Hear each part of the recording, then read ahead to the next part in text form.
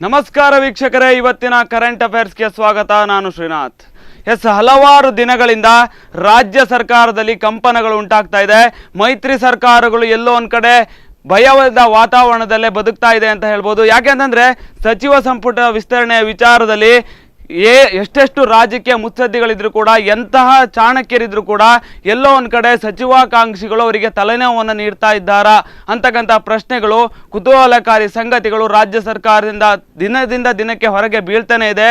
ಇದನ್ನೆಲ್ಲ ನೋಡ್ತಾ ಇದ್ರೆ ರಾಜ್ಯ ಸರ್ಕಾರಕ್ಕೆ ಎಲ್ಲೋ ಒಂದು ಕಡೆ ಕಂಟಕವಾಗುತ್ತಾ? ಮತ್ತೆ ಈ ಲೋಕಸಭೆಯ ಚುನಾವಣೆಯ ದೃಷ್ಟಿಯಲ್ಲಿ ನೋಡ್ತಾ ಹೋದ್ರೆ ಈ ಒಂದು ಸಂದರ್ಭದಲ್ಲಿ ಸಚಿವ ಸಂಪುಟ ವಿಸ್ತರಣೆ ಆಗದೇ ಇದ್ರೆ ಅಥವಾ ಆದರೆ ಲೋಕಸಭೆ ವಿಚಾರದಲ್ಲೂ ಕೂಡ ಲೋಕಸಭೆ ಚುನಾವಣೆಯಲ್ಲಿ ಏನಾಗ್ಬೋದು ಅಂತಕ್ಕಂಥ ಒಂದು ಪ್ರಶ್ನೆಗಳು ಕೂಡ ಕಾಡ್ತಾ ಇದೆ. ಅದೇ ರೀತಿಯಾಗಿ ನೋಡ್ತಾ ಹೋದ್ರೆ ಈಗಾಗಲೇ ಕಳೆದ 5 ಬಾರಿಯಿಂದ ಕೂಡ ಸಚಿವ ಸಂಪುಟ ಈಗ ವಿಸ್ತರಣೆ ಆಗುತ್ತೆ ಅಂತ ಸಚಿವಾಕಾಂಕ್ಷಿಗಳು ಕಾಯ್ತಾನೆ ಇದ್ದಾರೆ. ಆದರೆ ಇದುವರೆಗೂ ಕೂಡ ಆಗಲಿಲ್ಲ. ಆದರೆ ಡಿಸೆಂಬರ್ 22ಕ್ಕೆ ಒಂದು ಡೇಟನ್ನು ನೀಡಿದ್ದಾರೆ ಇವತ್ತು ಒಂದು ಸಮನ್ವಯ ಸಮಿತಿಯ ಒಂದು ಚರ್ಚೆಯಲ್ಲಿ. ಆದರೆ ಆ ಒಂದು ಡಿಸೆಂಬರ್ 22ಕ್ಕೆ ಮತ್ತೆ ಸಚಿವ ಸಂಪುಟ ವಿಸ್ತರಣೆ ಆಗುತ್ತಾ? ಅಂತ ಸಂದರ್ಭದಲ್ಲಿ ಸಚಿವಾಕಾಂಕ್ಷಿಗಳಿಗೆ ಯಾವ ರೀತಿಯಾದಂಥ ಒಂದು ಸ್ಥಾನಮಾನಗಳು ಸಿಗ್ಬೋದು? ಮತ್ತೆ ಅತೃಪ್ತ ಸಚಿವಾಕಾಂಕ್ಷಿಗಳು ಅಥವಾ ಅತೃಪ್ತ ಶಾಸಕರು ಏನೆಲ್ಲ ಒಂದು ನಿರ್ಣಯವನ್ನು ಕೈಗೊಳ್ಬೋದು? ಆಪರೇಷನ್ ಕಮಲಗಳು ಕೂಡ ನಡೆಯುತ್ತಾ ಅನ್ನೋ ಎಲ್ಲ ಪ್ರಶ್ನೆಗಳಿಗೆ ಉತ್ತರವನ್ನು ನೀಡೋದಕ್ಕೆ ಇವತ್ತು ನಮ್ಮ ಜೊತೆ ಚರ್ಚೆಗೆ ಇಬ್ಬರು ಅತಿಥಿ ಗಣ್ಯರು ಭಾಗವಹಿಸಿದ್ದಾರೆ. ಒಬ್ಬರು ಶ್ರೀರಾಜ್ ಗುಡಿ ಅಂತ ರಾಜಕೀಯ ವಿಶ್ಲೇಷಕರು, ಕಾರ್ಯಕ್ರಮಕ್ಕೆ ಸ್ವಾಗತ.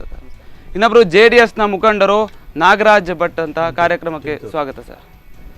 ಎಸ್, ಈಗ ನೋಡೋದಾದರೆ ಕಳೆದ 5 ಬಾರಿ ಸಚಿವ ಸಂಪುಟ ವಿಸ್ತರಣೆ ಈಗ ಆಗತ್ತೆ ಅಂತ ಸಚಿವಾಕಾಂಕ್ಷಿಗಳು ಕಾಯ್ತಾನೆ ಇದ್ದಾರೆ. ಆದರೆ ಇದುವರೆಗೂ ಕೂಡ ಆಗಲಿಲ್ಲ.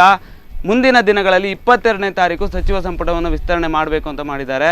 ಏನಾಗುತ್ತೆ? ಸಚಿವಾಕಾಂಕ್ಷಿಗಳ ಒಂದು ಮನಸ್ಥಿತಿ ಹೇಗಿರ್ಬೋದು? ಅಂದರೆ ಆಗುತ್ತಾ ಆಗಲ್ವಾ, ನಮಗೆ ಸಿಗಲ್ವಾ ಅಂತಕ್ಕಂಥ ಒಂದು ಗೊಂದಲಗಳಲ್ಲಿ ಬದುಕ್ತಾ ಇದ್ದಾರೆ. ಈ ಕುರಿತಾಗಿ ನೀವೇನು ಹೇಳ್ತೀರಾ ನಾಗರಾಜ್ ಭಟ್ರೆ? ನಿನ್ನೆ ದಿನ ಸಮನ್ವಯ ಸಮಿತಿಯಲ್ಲಿ ಕೋalition ಕಮಿಟಿ ಎಂದು ಹೇಳ್ಬೋದು, ಒಂದನೇದು ಸಮನ್ವಯ ಸಮಿತಿಯಲ್ಲಿ ನಿರ್ಧಾರ ತಗೊಂಡಿದ್ದಾರೆ. ಈ ಡಿಸೆಂಬರ್ 22ಕ್ಕೆ ಏನು ಸಂಪುಟ ವಿಸ್ತರಣೆ ಮಾಡ್ತೇವೆ ಎಂದು ಹೇಳಿ. ಆದರೆ ಆ ಸಂಪುಟ ವಿಸ್ತರಣೆ ಎಲ್ಲಿಯವರೆಗೆ ಅಂದರೆ 22, ಈ ಮುಂದೆ 5ಕ್ಕೆ ಹೇಳಿದರು. ಇನ್ನು 22ಕ್ಕೂ ಏನೋ ಒಂದು ಸಂಶಯ. ಯಾಕಂದರೆ ಸಂಪುಟ ವಿಸ್ತರಣೆ ಆದರೆ ಒಂದು ಕಡೆಯಿಂದ ಆಪರೇಷನ್ ಕಮಲನ ಮಾಡ್ತೇವೆ ಎಂದು ಹೇಳ್ತಾ ಇದ್ದಾರೆ BJPಯವರು. ಇನ್ನೊಂದು ಕಡೆಯಿಂದ ಭಿನ್ನಾಭಿಪ್ರಾಯ ತೋರ್ಬೋದು. ಭಿನ್ನಮತೀಯ ಶಾಸಕರು ಒಗ್ಗೂಡುವ ಸಾಧ್ಯತೆ ಇದೆ. ಹಾಗಾದರೆ ಮೈತ್ರಿ ಸರ್ಕಾರದಲ್ಲಿ ಯಾವುದು ಕೂಡ ಸರಿ ಇಲ್ವಾ? ಹಾಗಾದರೆ ಅಲ್ಲ, ಸರಿ ಇದೆ. ಅದನ್ನು ನಾಯಕರು ಮಾಡ್ತಾ ಹೋಗ್ತಾ ಇದ್ದಾರೆ, ಎಲ್ಲ ತಿಳುವಳಿಕೆ ಮಾಡ್ತಾ ಇದ್ದಾರೆ. ಅಲ್ಲ, ಹೇಳಲಿಕ್ಕೆ ಆಗೋದಿಲ್ಲ ಯಾವ ರೀತಿ ಹೋಗ್ತದೆ. ಒಂದು ಕಡೆಯಿಂದ ಇವರು ಆಮಿಷ ತೋರಿಸ್ತಾ ಇದ್ದಾರೆ. ಯಾರು? BJPಯವರು.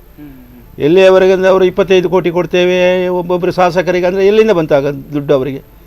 ಈಗ ಏನೋ ಹೇಳ್ತಾರೆ, ದೊಡ್ಡದು ಎಲ್ಲ ಬ್ಲ್ಯಾಕ್ ಮನಿ ಇರಬಾರ್ದು, ಕಪ್ಪು ಹಣ ಇರಬಾರ್ದು. ಈಗ ಎಲ್ಲಿಂದ ಬಂತು 25 ಕೋಟಿ ರೂಪಾಯಿ ಅವರಿಗೆ ಒಬ್ಬೊಬ್ಬ ಶಾಸಕರಿಗೆ ಕೊಡಬೇಕಾದ್ರೆ? ಆದ್ದರಿಂದ ಈ ಬಗ್ಗೆ ಅವರು ಇದರಲ್ಲಿ ಇದ್ದರೆ ಶಾಸಕರು ಎಲ್ಲಿ ವಾಲ್ತಾರೆ ಹೇಳಲಿಕ್ಕೆ ಆಗೋದಿಲ್ಲ. ಅಂದರೆ ಯಾವ ಬದಿ ಹೋಗ್ತಾರೆ ಎಂದು ಗೊತ್ತಾಗೋದಿಲ್ಲ. ಈಚೆ ಒಂದು ಕಡೆಯಲ್ಲಿ ರೈತರ ಸಮಸ್ಯೆ ಇದೆ, ಸಾಲ ಮನ್ನಾ. ಹೇಳ್ತೇನೆ ನಾನು, ಮೈತ್ರಿ ಸರ್ಕಾರದಲ್ಲಿ ಎಲ್ಲವೂ ಸರಿ ಇದ್ದಿದ್ರೆ ಈಗಾಗಲೇ ವಿಧಾನಸಭಾ ಚುನಾವಣೆ ಆದ ನಂತರವೇ ಸಚಿವ ಸಂಪುಟ ವಿಸ್ತರಣೆ ಸರಿಯಾದ ರೀತಿಯಲ್ಲಿ ಆಗ್ಬೇಕಿತ್ತು. ಎಲ್ಲೋ ಒಂದ್ ಕಡೆ ಮೈತ್ರಿ ಸರ್ಕಾರಕ್ಕೆ ಭಯ ಇದೆ ಅಂತ ಅನಿಸ್ತಾ ಇಲ್ಲ. ಹಾಗೇನಿಲ್ಲ.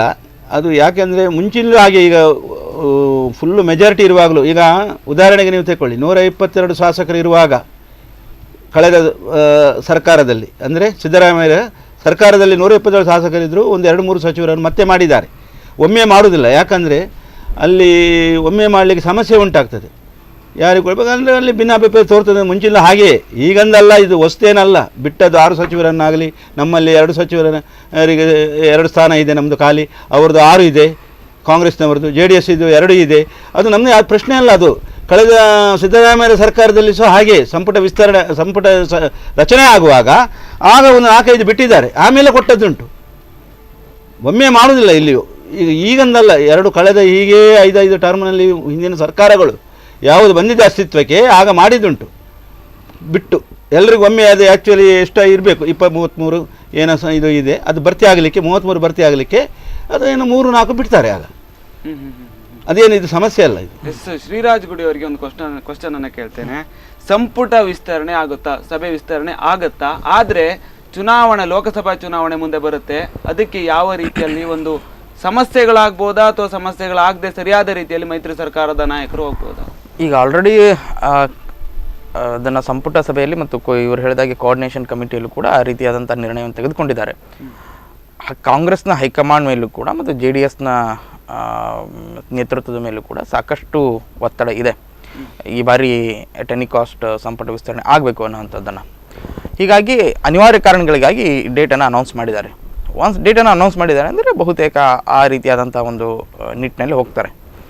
ಈಗ ಡಿಸೆಂಬರ್ 10-12ಕ್ಕೆ ಶೀತಕಾಲೀನ ಅಧಿವೇಶನ ಶುರು ಆದಮೇಲೆ ಸುಮಾರು ಒಂದು 10-12 ದಿನ ಅದನ್ನು ನಿಭಾಯಿಸ್ಕೊಂಡು ಹೋಗಬೇಕಾಗತ್ತೆ ಅವರಿಗೆ. ಅಷ್ಟಾದರೆ 22ಕ್ಕೆ ಇದೆ ಅಂದರೆ ನನಗೂ ಸಿಗಬಹುದು ಅನ್ನುವಂಥ ಲಾಬಿ, ಆ ಪರ ವಿರೋಧ, ಆ ರೀತಿಯಾದಂಥ ಒಂದು ಗುಂಪು, ಇವುಗಳು ಎಲ್ಲವೂ ಕೂಡ ಎಲ್ಲ ದೃಷ್ಟಿಯಿಂದನೂ ಕೂಡ ಒಂದು ರೀತಿಯಾದಂತಹ ಒಂದು ಸೇಫ್ ಡೇಟ್ಗಳನ್ನು ಕುಮಾರಸ್ವಾಮಿ ಆಯಿತು ಮತ್ತು ಸಿದ್ದರಾಮಯ್ಯ ಅವರು ಆಯಿತು ಈ ಸಂದರ್ಭದಲ್ಲಿ ಅದನ್ನೊಂದು ಫೈಂಡ್ ಔಟ್ ಮಾಡ್ಕೊಂಡಿದ್ದಾರೆ. ಸಂಪುಟ ವಿಸ್ತರಣೆ ಆಗದೇ ಇರುವಂಥ ಸಂದರ್ಭದಲ್ಲಿ ಸಹಜವಾಗಿ JDSಗೆ ಅಷ್ಟೊಂದು ಹಾರ್ಮ್ ಆಗಲಿಕ್ಕಿಲ್ಲ, ಬಟ್ ಸಡನ್ಲಿ ಕಾಂಗ್ರೆಸ್ಗೆ ಸಾಕಷ್ಟು ಟ್ರಬಲನ್ನು ಕ್ರಿಯೇಟ್ ಮಾಡಬಹುದಂಥದ್ದು. 5 ರಾಜ್ಯಗಳ ಚುನಾವಣೆ ಫಲಿತಾಂಶ ಇದೆ 11ನೇ ತಾರೀಕು. ಅದಾದ ನಂತರ ಸಹಜವಾಗಿ ರಾಜಕೀಯ ಧ್ರುವೀಕರಣ ಆರಂಭ ಆಗುತ್ತೆ. ಇನ್ ಕೇಸ್ ಏನಾದರೂ ಉತ್ತರ ಭಾರತದಲ್ಲಿ ರಾಜಸ್ಥಾನ್ ಮಧ್ಯಪ್ರದೇಶಗಳಲ್ಲಿ BJP ಏನಾದರೂ ಮರಳು ಅಧಿಕಾರಕ್ಕೆ ಬಂದಂಥ ಸಂದರ್ಭದಲ್ಲಿ ಸಹಜವಾಗಿಯೇ ಕಾಂಗ್ರೆಸ್ನ ಎಂಟೈರ್ ಏನು ಪೊಲಿಟಿಕಲ್ ಸ್ಟ್ರಾಟಜಿ ಇದೆಯೋ ಅದ್ರ ಮೇಲೆ ಲಾರ್ಜ್ ಕ್ವಶನ್ಸ್ ಸಹಜವಾಗಿ ಮೂಡ್ತದೆ. ಅದನ್ನು ಪ್ಯಾಚಪ್ ಮಾಡ್ಕೊಳ್ಳಿಕ್ಕೆ ಆಗೋದಿಲ್ಲ. ಇನ್ ಕೇಸ್ ಯಾವುದಾದ್ರೂ ಒಂದು ಸ್ಟೇಟನಲ್ಲಿ ಏನಾದರೂ BJP ಲೂಸ್ ಆಯಿತು ಅಂದರೆ ಸಹಜವಾಗಿ ಇಲ್ಲಿನ ಕೋಲಿಷನ್ ಗೌರ್ಮೆಂಟ್ಗಳ ಮೇಲೆ ಕೂಡ ಒಂದು ರೀತಿಯಾದಂಥದ್ದು ಬರ್ತದೆ. ಸಾರ್ವಜನಿಕರಿಂದ ಒಂದು ಕರೆ ಇದೆ. ಎಸ್, ಎಲ್ಲಿಂದ ಕರೆ ಮಾಡ್ತಾ ಇದ್ದೀರಾ? ನಿಮ್ಮ ಹೆಸರು? ನಮ್ಮ ಹೆಸರು ರಮೇಶ್ ಅಂತ. ಹಾ, ಈ ಒಂದು ಸಂಪುಟ ಸರ್ಕಸ್ ಆಗ್ತಾ ಇದೆ. ಹಲವಾರು ಸರಿ 5-6 ಬಾರಿ ಒಂದು ಸಂಪುಟ ಸಭೆಯನ್ನ ಮಾಡಬೇಕು ಅಂತ ಮಾಡಿದ್ರು, ವಿಸ್ತರಣೆಯನ್ನ ಮಾಡಬೇಕು ಅಂತ ಮಾಡಿದ್ರು, ಆಗ್ಲಿಲ್ಲ. ಈ ಕುರಿತಾಗಿ ಏನ್ ಹೇಳ್ತೀರಿ? ಸಂಪುಟ ಸರ್ಕಾರ ಆಗುದಿಲ್ಲ ಬಿಡಿ. ಯಾಕೆ ಆಗುದಿಲ್ಲ? ಅವ್ರದ್ದು ಮಾತು ಅವ್ರು ಹೇಳಿರೋದು, ಕುಮಾರಸ್ವಾಮಿ ಅವರು ಹೇಳಿರೋದು ಏನ್ ಮಾಡಿದ್ದಾರೆ? ಇವಾಗ JDS ಇದಾರಲ್ಲ, ಅವರಿಗೆ ಒಂದು ಪ್ರಶ್ನೆ, ಸರ್ ಸಾಲ ಮನ್ನಾ ಯಾವಾಗ ಆಗುತ್ತೆ JDS ಕಡೆಯಿಂದ? JDS ಕಡೆಯಿಂದ ಆಗ್ತದೆ ಹೇಳಿದಾರಲ್ವ. ಈಗ 10 ವರ್ಷ ಅಧಿವೇಶನ ಮಾಡಿ ಜನರನ್ನು ಸೇರಿಸಿ ಅವರಿಗೆ ಋಣಮುಕ್ತ. ಮುಖ್ಯಮಂತ್ರಿಯಾಗಿ ಏನ್ ವರ್ಕ್ ಮಾಡ್ತಿದ್ದಾರೆ ಸರ್ ಕುಮಾರಸ್ವಾಮಿ ಅವರು? ಹೇಳಿ ಹೇಳಿ ಸರ್, ಏನ್ ವರ್ಕ್ ಮಾಡಿದ್ದಾರೆ ಸರ್? ಏನು ಅವ್ರು ಆಶ್ವಾಸನೆಗಳು ಕೊಟ್ಟಿದ್ದಾರೆ ಹೊರತು ಏನು ಕೆಲಸ ಮಾಡಿದ್ದಾರೆ? ಹಾಗಾದ್ರೆ ಕುಮಾರಸ್ವಾಮಿ ಅವರು ಏನು ಕೆಲಸ ಮಾಡ್ಲಿಲ್ಲ ಅಂತ ನೀವು ಹೇಳ್ತಾ ಇರುವಂತದ್ದು?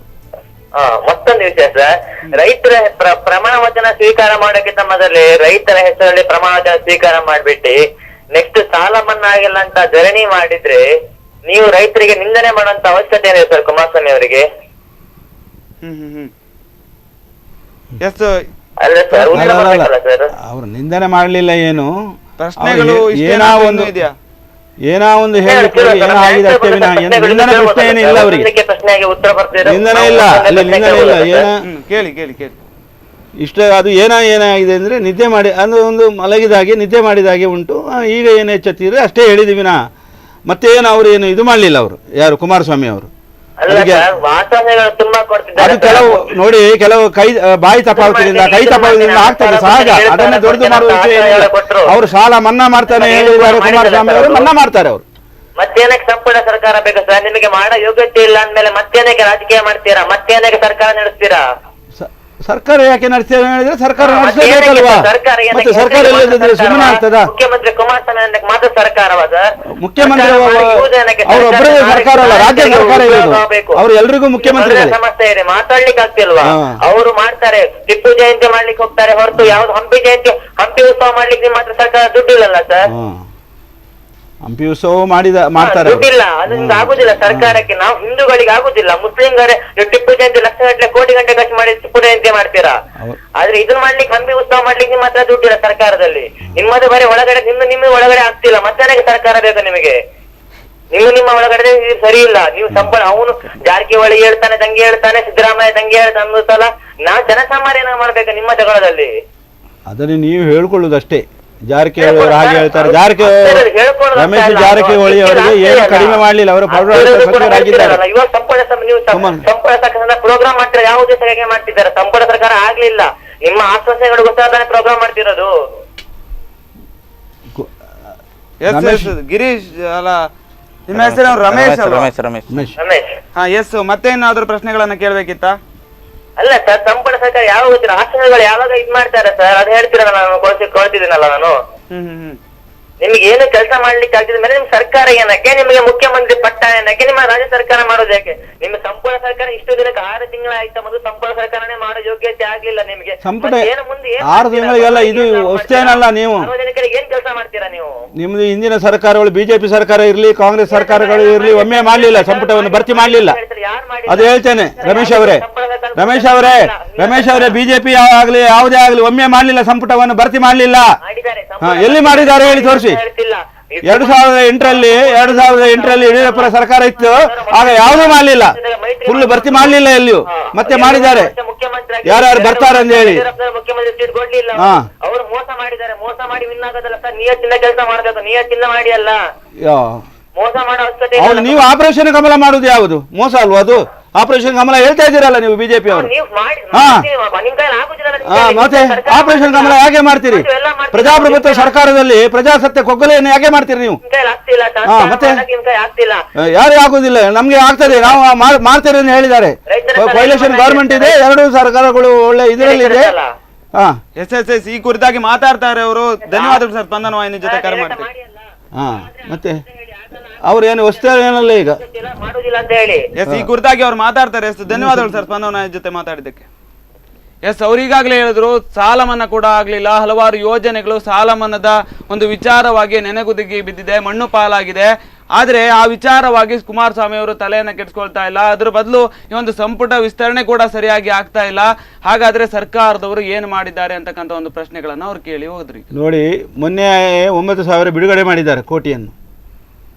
ಆಗ 50,000 ಅವರು ಇದನ್ನು ಮಾಡ್ತಾ ಇದ್ದಾರೆ, ಸಾಲ ಮನ್ನಾ ಮಾಡ್ತಾ ಇದ್ದಾರೆ ಅವರು.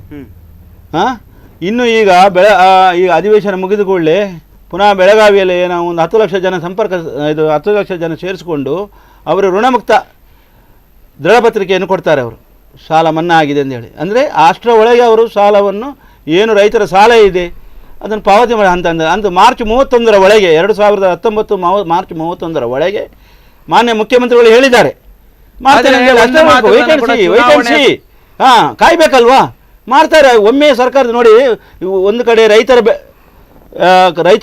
ಕಬ್ಬು ರೈತರ ಬೆಳೆಗಾರ ಸಮಸ್ಯೆ, ಇನ್ನೊಂದು ಕಡೆ ಅವರ ಕಬ್ಬು ಸಕ್ಕರೆ ಮಾಲೀಕರ ಸಮಸ್ಯೆ, ಅವರ ರೈತರು ತಂದ ಕಬ್ಬಿನ ಇದರನ್ನು ಬೆಲೆ ಅದರ ಪಾವತಿ ಮಾಡುವ ಬಗ್ಗೆ ಇದೆಲ್ಲ ಸಮಸ್ಯೆಗಳಿದೆ.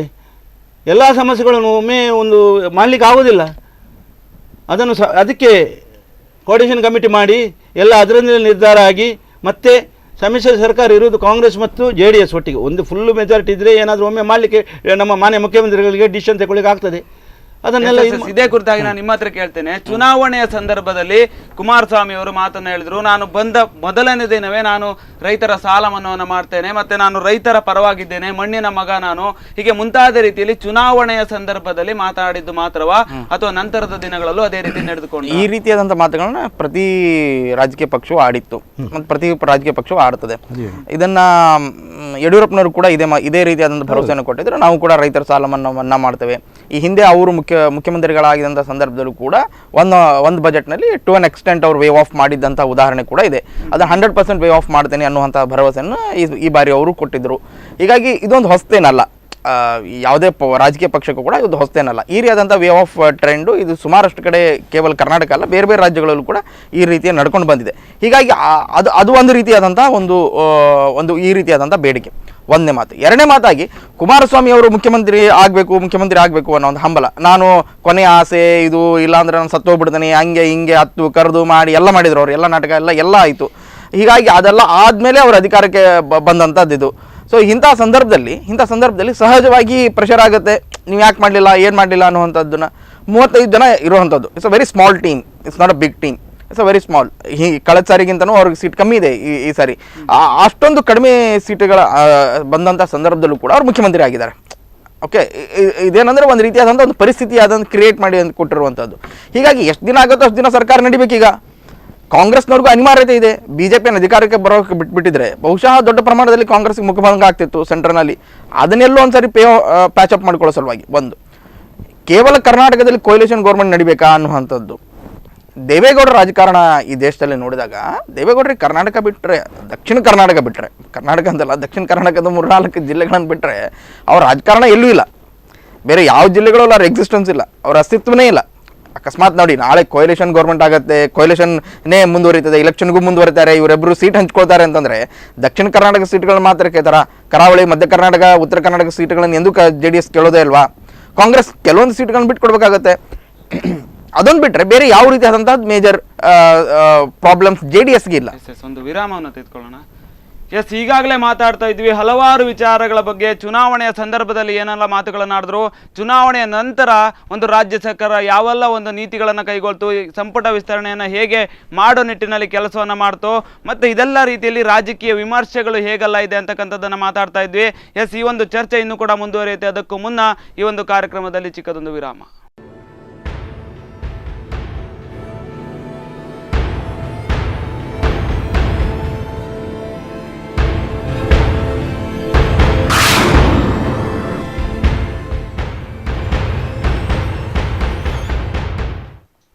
ವಿರಾಮದ ನಂತರ ಕರೆಂಟ್ ಅಫೇರ್ಸ್ಗೆ ಮತ್ತೆ ಸ್ವಾಗತ. ನಾನು ಮಾತಾಡ್ತಾ ಇದ್ವಿ ನಾವೆಲ್ಲ ಸಂಪುಟ ಸಂಪುಟ ವಿಸ್ತರಣೆಯ ವಿಚಾರದಲ್ಲಿ ಯಾವೆಲ್ಲ ಸರ್ಕಸ್ಗಳಾಗಿದೆ, ಕಸರತ್ತುಗಳಾಗಿದೆ, ಈ ವಿಚಾರವಾಗಿ ರಾಜಕೀಯ ವಲಯದಲ್ಲಿ ಏನೆಲ್ಲ ಮಾತುಗಳು ಕೇಳಿ ಬರ್ತಾ ಇದೆ ಅಂತ. ಎಸ್, ನೀವು ಟಿವಿಗಳನ್ನು ನೋಡ್ತಾ ಇದ್ರೆ ಈ ಒಂದು ಪರದೆಯ ಮೇಲೆ ನಮ್ಮ ಒಂದು ವಾಹಿನಿಯ ಕರೆ ನಂಬರ್ ಬರ್ತಾ ಇದೆ, ಅದಕ್ಕೆ ಕರೆ ಮಾಡಿ ನಿಮ್ಮ ಅಭಿಪ್ರಾಯಗಳನ್ನು ಕೂಡ ತಿಳಿಸ್ಬೋದು.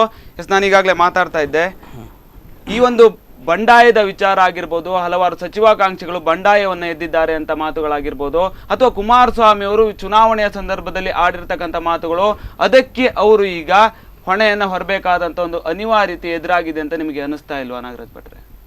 ಎಲ್ಲಿ ಈಗ ಬಂಡಾಯ ಏನೂ ಹೇಳಲಿಲ್ಲ. ಯಾರು ಶಾಸಕರು ಹೇಳಿದ್ದಾರೆ ಕಾಂಗ್ರೆಸ್ನವರಾಗಲಿ ನಾವು ಬಂಡಾಯ ಇದ್ದೇವೆ ಹೇಳುದು ಯಾರು? ಅಂದ್ರೆ ರಿಸಾರ್ಟ್ ನೋಡ್ಕೊಂಡು ಬಂದಿದ್ದಾರೆ ಅಷ್ಟೇ.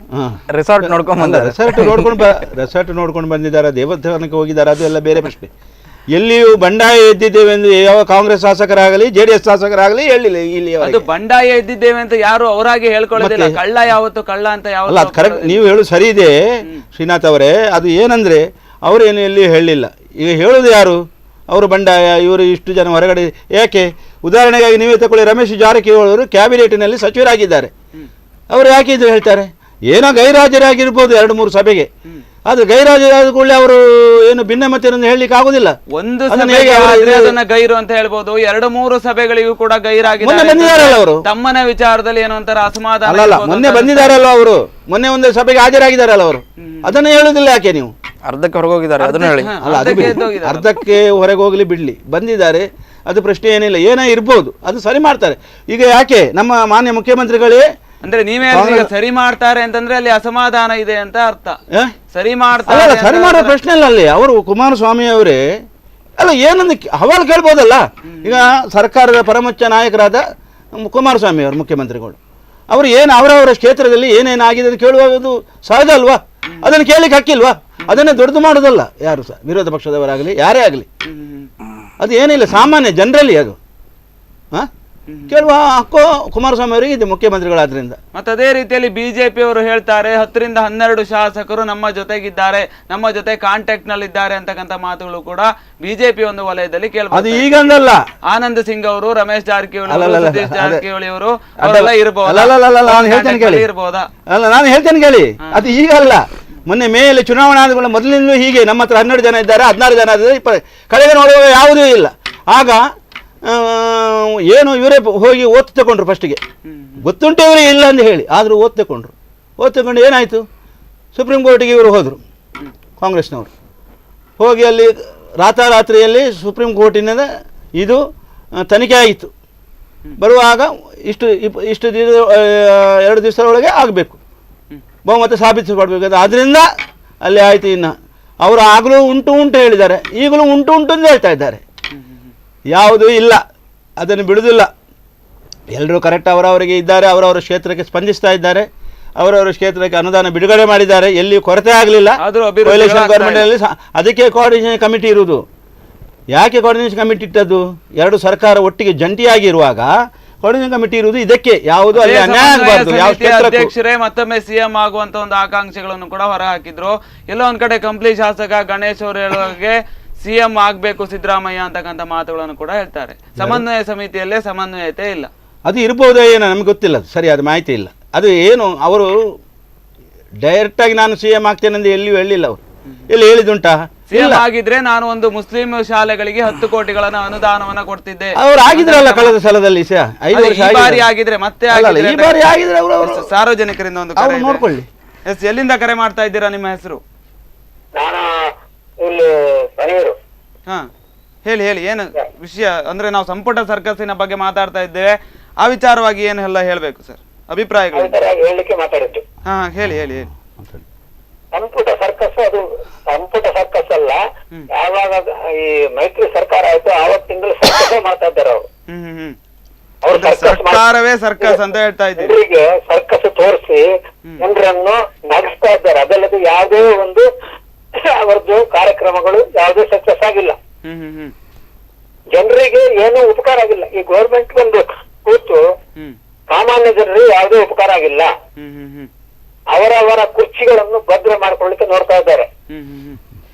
ಒಂದು ಕಡೆಯಿಂದ ಕುಮಾರಸ್ವಾಮಿ ಮುಖ್ಯಮಂತ್ರಿಯಿಂದ ನಾನು ಇದು ಕೂಸಾದೆ, ನಾನು ಜನರ 6 ಕೋಟಿ ಜನರ ಇದರಲ್ಲಿಲ್ಲ, ಕಾಂಗ್ರೆಸ್ನ ಇದರಲ್ಲಿದ್ದೇನೆ ಅಂತ ಹೇಳ್ತಾರೆ. ಇನ್ನೊಂದ್ ಕಡೆ ಒಬ್ರು ಹೇಳ್ತಾರೆ ಸಿದ್ದರಾಮಯ್ಯ ಮುಖ್ಯಮಂತ್ರಿ ಆಗ್ತಾರೆ ಅಂತ. ಅವರು ಪರಮೇಶ್ವರ್ ಹೇಳ್ತಾರೆ ನಾನು ರೇಸಲ್ಲಿದ್ದೇನೆ ಅಂತ. ಡಿ ಕೆ ಶಿವಕುಮಾರ್ ನಾನ್ ಸೀನಿಯರ್, ಎಲ್ಲವನ್ನು ಇದು ಮಾಡೋ ನಾನೇ ಮುಖ್ಯಮಂತ್ರಿ ಆಗ್ತೇನೆ ಅಂತ. ಈಗ ಒಂದು ಬಿಜೆಪಿಯಿಂದ ಯಡಿಯೂರಪ್ಪನವ್ರು ಆಗ್ಬೇಕು ಅಂತ ಅವರು ಟ್ರೈ ಮಾಡ್ತಾ ಇದ್ದಾರೆ. ಅಂತ ಇದರಿಂದ ಕರ್ನಾಟಕದ ಜನತೆಗೆ ಒಂದು ನ್ಯಾಯ ಪ್ರಯೋಜನ ಆಗಲಿಲ್ಲ. ಈ ಸಂಪುಟ ಸರ್ಕಸ್ ನೋಡಿ ನೋಡಿ ನಮಗೆ ಸಾಕಾಗಿದೆ. ಯಾವ ಚಾನಲ್ ಹಾಕಿದ್ರೆ ಇದನ್ನೇ ನೋಡುದು, ನೋಡಿ ನೋಡಿ ಸಾಕಾಗ್ಬಿಟ್ಟಿದೆ. ಇವತ್ತು ನಾನು ನಿಮ್ಮ ಚಾನಲ್ ನೋಡಿದೆ, ಯಾಕಂದ್ರೆ ನಿಮ್ಮ ಸಂತೋಷ ಇಂಟರ್ವ್ಯೂ ಮಾಡಿದ್ದೆ. ನಾನು ಎಕ್ಸ್ಪ್ರೆಸ್ ನಾನು ಇಂಟರ್ವ್ಯೂ ಮಾಡಿದ್ದಾರೆ ಅವರು. ನಾನು ಇಲ್ಲಿ ಪನೀರಲ್ಲಿ ದುರ್ಗಾ ಮರದಲ್ಲಿರೋದು, ರಾಮಮೂರ್ತಿ ರಾಮತ ಹೆಸರು. ಹೌದಾ? ಎಸ್, ಧನ್ಯವಾದಗಳು ಸರ್ ಸ್ಪಂದನ ವಾಹಿನಿ ಜೊತೆ ಕರೆ ಮಾಡಿದ್ದಕ್ಕೆ. ಎಸ್, ಈಗ ಈಗಾಗಲೇ ಹೇಳಿದ್ರು ಸಚಿವ ಸಂಪುಟದ ವಿಸ್ತರಣೆಯ ಬಗ್ಗೆ ಆಗಿರ್ಬೋದು ಅಥವಾ ಮೈತ್ರಿ ಸರ್ಕಾರದಲ್ಲಿ ಆಗಿರ್ಬೋದು, ಯಾವ ಅಲ್ಲಿನ ಒಂದು ಮಂತ್ರಿಗಳಿಗೂ ಕೂಡ ಸರಿ ಇಲ್ಲ. ಅವ್ರು ಎಲ್ಲರೂ ಕೂಡ ಸ್ವಪ್ರತಿಷ್ಠೆಗೋಸ್ಕರ ಹೋರಾಡ್ತಾ ಇದ್ದಾರೆ. ನಾನು ಮೇಲಾಗಬೇಕು, ನಾನು ಮುಖ್ಯಮಂತ್ರಿ ಆಗಬೇಕು, ನಾನು ಸೀನಿಯರ್ ಅಂತಕ್ಕಂಥ ಮಾತುಗಳು ಅಲ್ಲಿನ ಒಂದು ರಾಜಕೀಯ ವಲಯದಲ್ಲಿ ಕೇಳಿ ಬರ್ತಾ ಇದೆ ಅಂತ. ಮುಂದಿನ ದಿನಗಳಲ್ಲಿ ಅವರು ಹೇಳಿರ್ಬೋದು. ಈಗ ಏನು ನಾನು ಮುಖ್ಯಮಂತ್ರಿ ಆಗ್ತೇನೆ ಅಂತ ಎಲ್ಲಿ ಹೇಳಿಲ್ಲ, ಎಲ್ಲಿ ಹೇಳಿದುಂಟಾ? ಇಲ್ಲ. ಮುಂದಿನ ದಿನಗಳಲ್ಲಿ ನಾವು ಆಗಿದ್ರೆ ನಾವು ಸೀನಿಯರ್ ಇದು ಹೇಳ್ತೇವೆ, ಸಹಜ.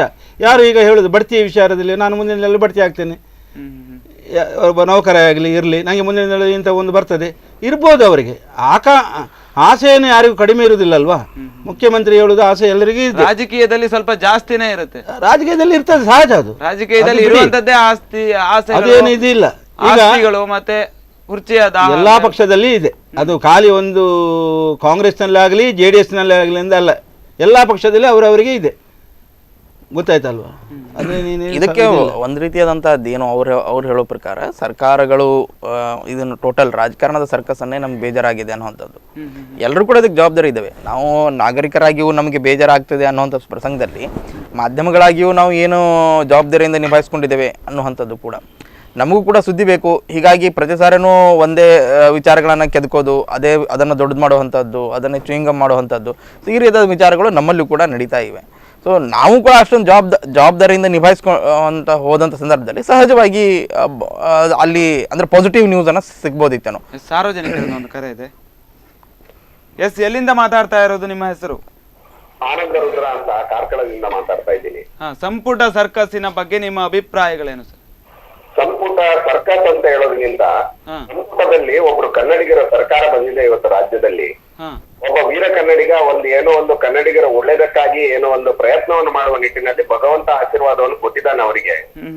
ಯಾಕಂತ ಹೇಳಿದ್ರೆ ಅವರು ಅಧಿಕಾರವನ್ನು ತಗೊಳ್ಳುವ ಸಂದರ್ಭದಲ್ಲಿ ಬಂದ ಮಳೆ ಬಹಳ ಅದ್ಭುತವಾಗಿ ಒಂದ್ ಸರ್ತಿಗೆ ಸುಭಿಕ್ಷೆಯನ್ನ ರಾಜ್ಯದ ಜನರಿಗೆ ತೋರಿಸ್ಕೊಡ್ತು.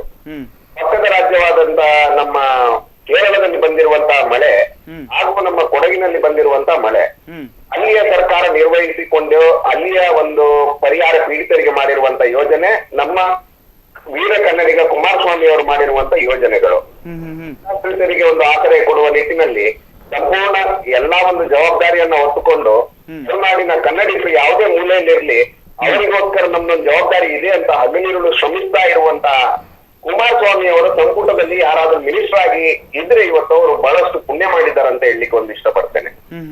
ಯಾಕಂತ ಹೇಳಿದ್ರೆ ಇಂತಹ ರಾಜ್ಯ ಸರ್ಕಾರ ಯಾವುದೇ ಹಿಂದಿವಾಲಗಳ ಆಮಿಷದಲ್ಲಿ ಇಲ್ಲ. ಇವ್ರೆ ಯಾವ ಒಂದು ನಿಮ್ಗೆ ಹೈಕಮಾಂಡ್ ಬೇಕು ಅಂತ ಹೇಳಿದ್ರೆ ಡೆಲ್ಲಿಯಲ್ಲಿ ರಾಜ್ಪಥ್ಗೋ ಅಥವಾ ಇನ್ನೊಬ್ಬನ ತಮ್ಮ ಹೋಗುವ ಅವಶ್ಯಕತೆ ಇಲ್ಲ. ದೇವೇಗೌಡರು ಇರ್ತಾರೆ, ಜನರೋಸ್ಕರ ಒಂದು ಮೀಟಿಂಗ್ ಅನ್ನ ಪ್ರತಿ ಬಾರಿಯೂ ನಮ್ಮ ಕುಮಾರಸ್ವಾಮಿ ಅವರು ಮಾಡ್ತಾ ಇದ್ದಾರೆ, ಗ್ರಾಮ ವಾಸ್ತವ್ಯವನ್ನು ಮಾಡ್ತಾ ಇದ್ದಾರೆ. ನಮ್ಮ ಕರ್ನಾಟಕದ ಜನರಿಗೆ ಭಗವಂತ ಈ ಬಾರಿ ಕೊಟ್ಟಿರುವಂತ ಒಂದು ಅದ್ಭುತವಾದ ವರ ಕುಮಾರಸ್ವಾಮಿಯ ಸರ್ಕಾರ ಅಂತ ಹೇಳಲಿಕ್ಕೆ ಇಷ್ಟಪಡ್ತೇನೆ. ಬಹಳಷ್ಟು ಯೋಜನೆಗಳು ಅವರಿಂದ ಜಾರಿಗೊಂಡಿದೆ, ಬಹಳಷ್ಟು ಯೋಜನೆಗಳನ್ನ ಅವರು ಹಮ್ಮಿಕೊಂಡಿದ್ದು ಯಶಸ್ವಿಯಾಗಿದೆ. ಇದು ಒಬ್ಬ ಕನ್ನಡಿಗನಿಗೆ ಗೊತ್ತಾಗ್ತದೆ ವಿನ ಹಿಂದಿವಾಲಗಳ ಫಾಲೋವರ್ಗಳಿಗೆ ಯಾವ ಕಾಲಕ್ಕೂ ಗೊತ್ತಾಗೋದಿಲ್ಲ.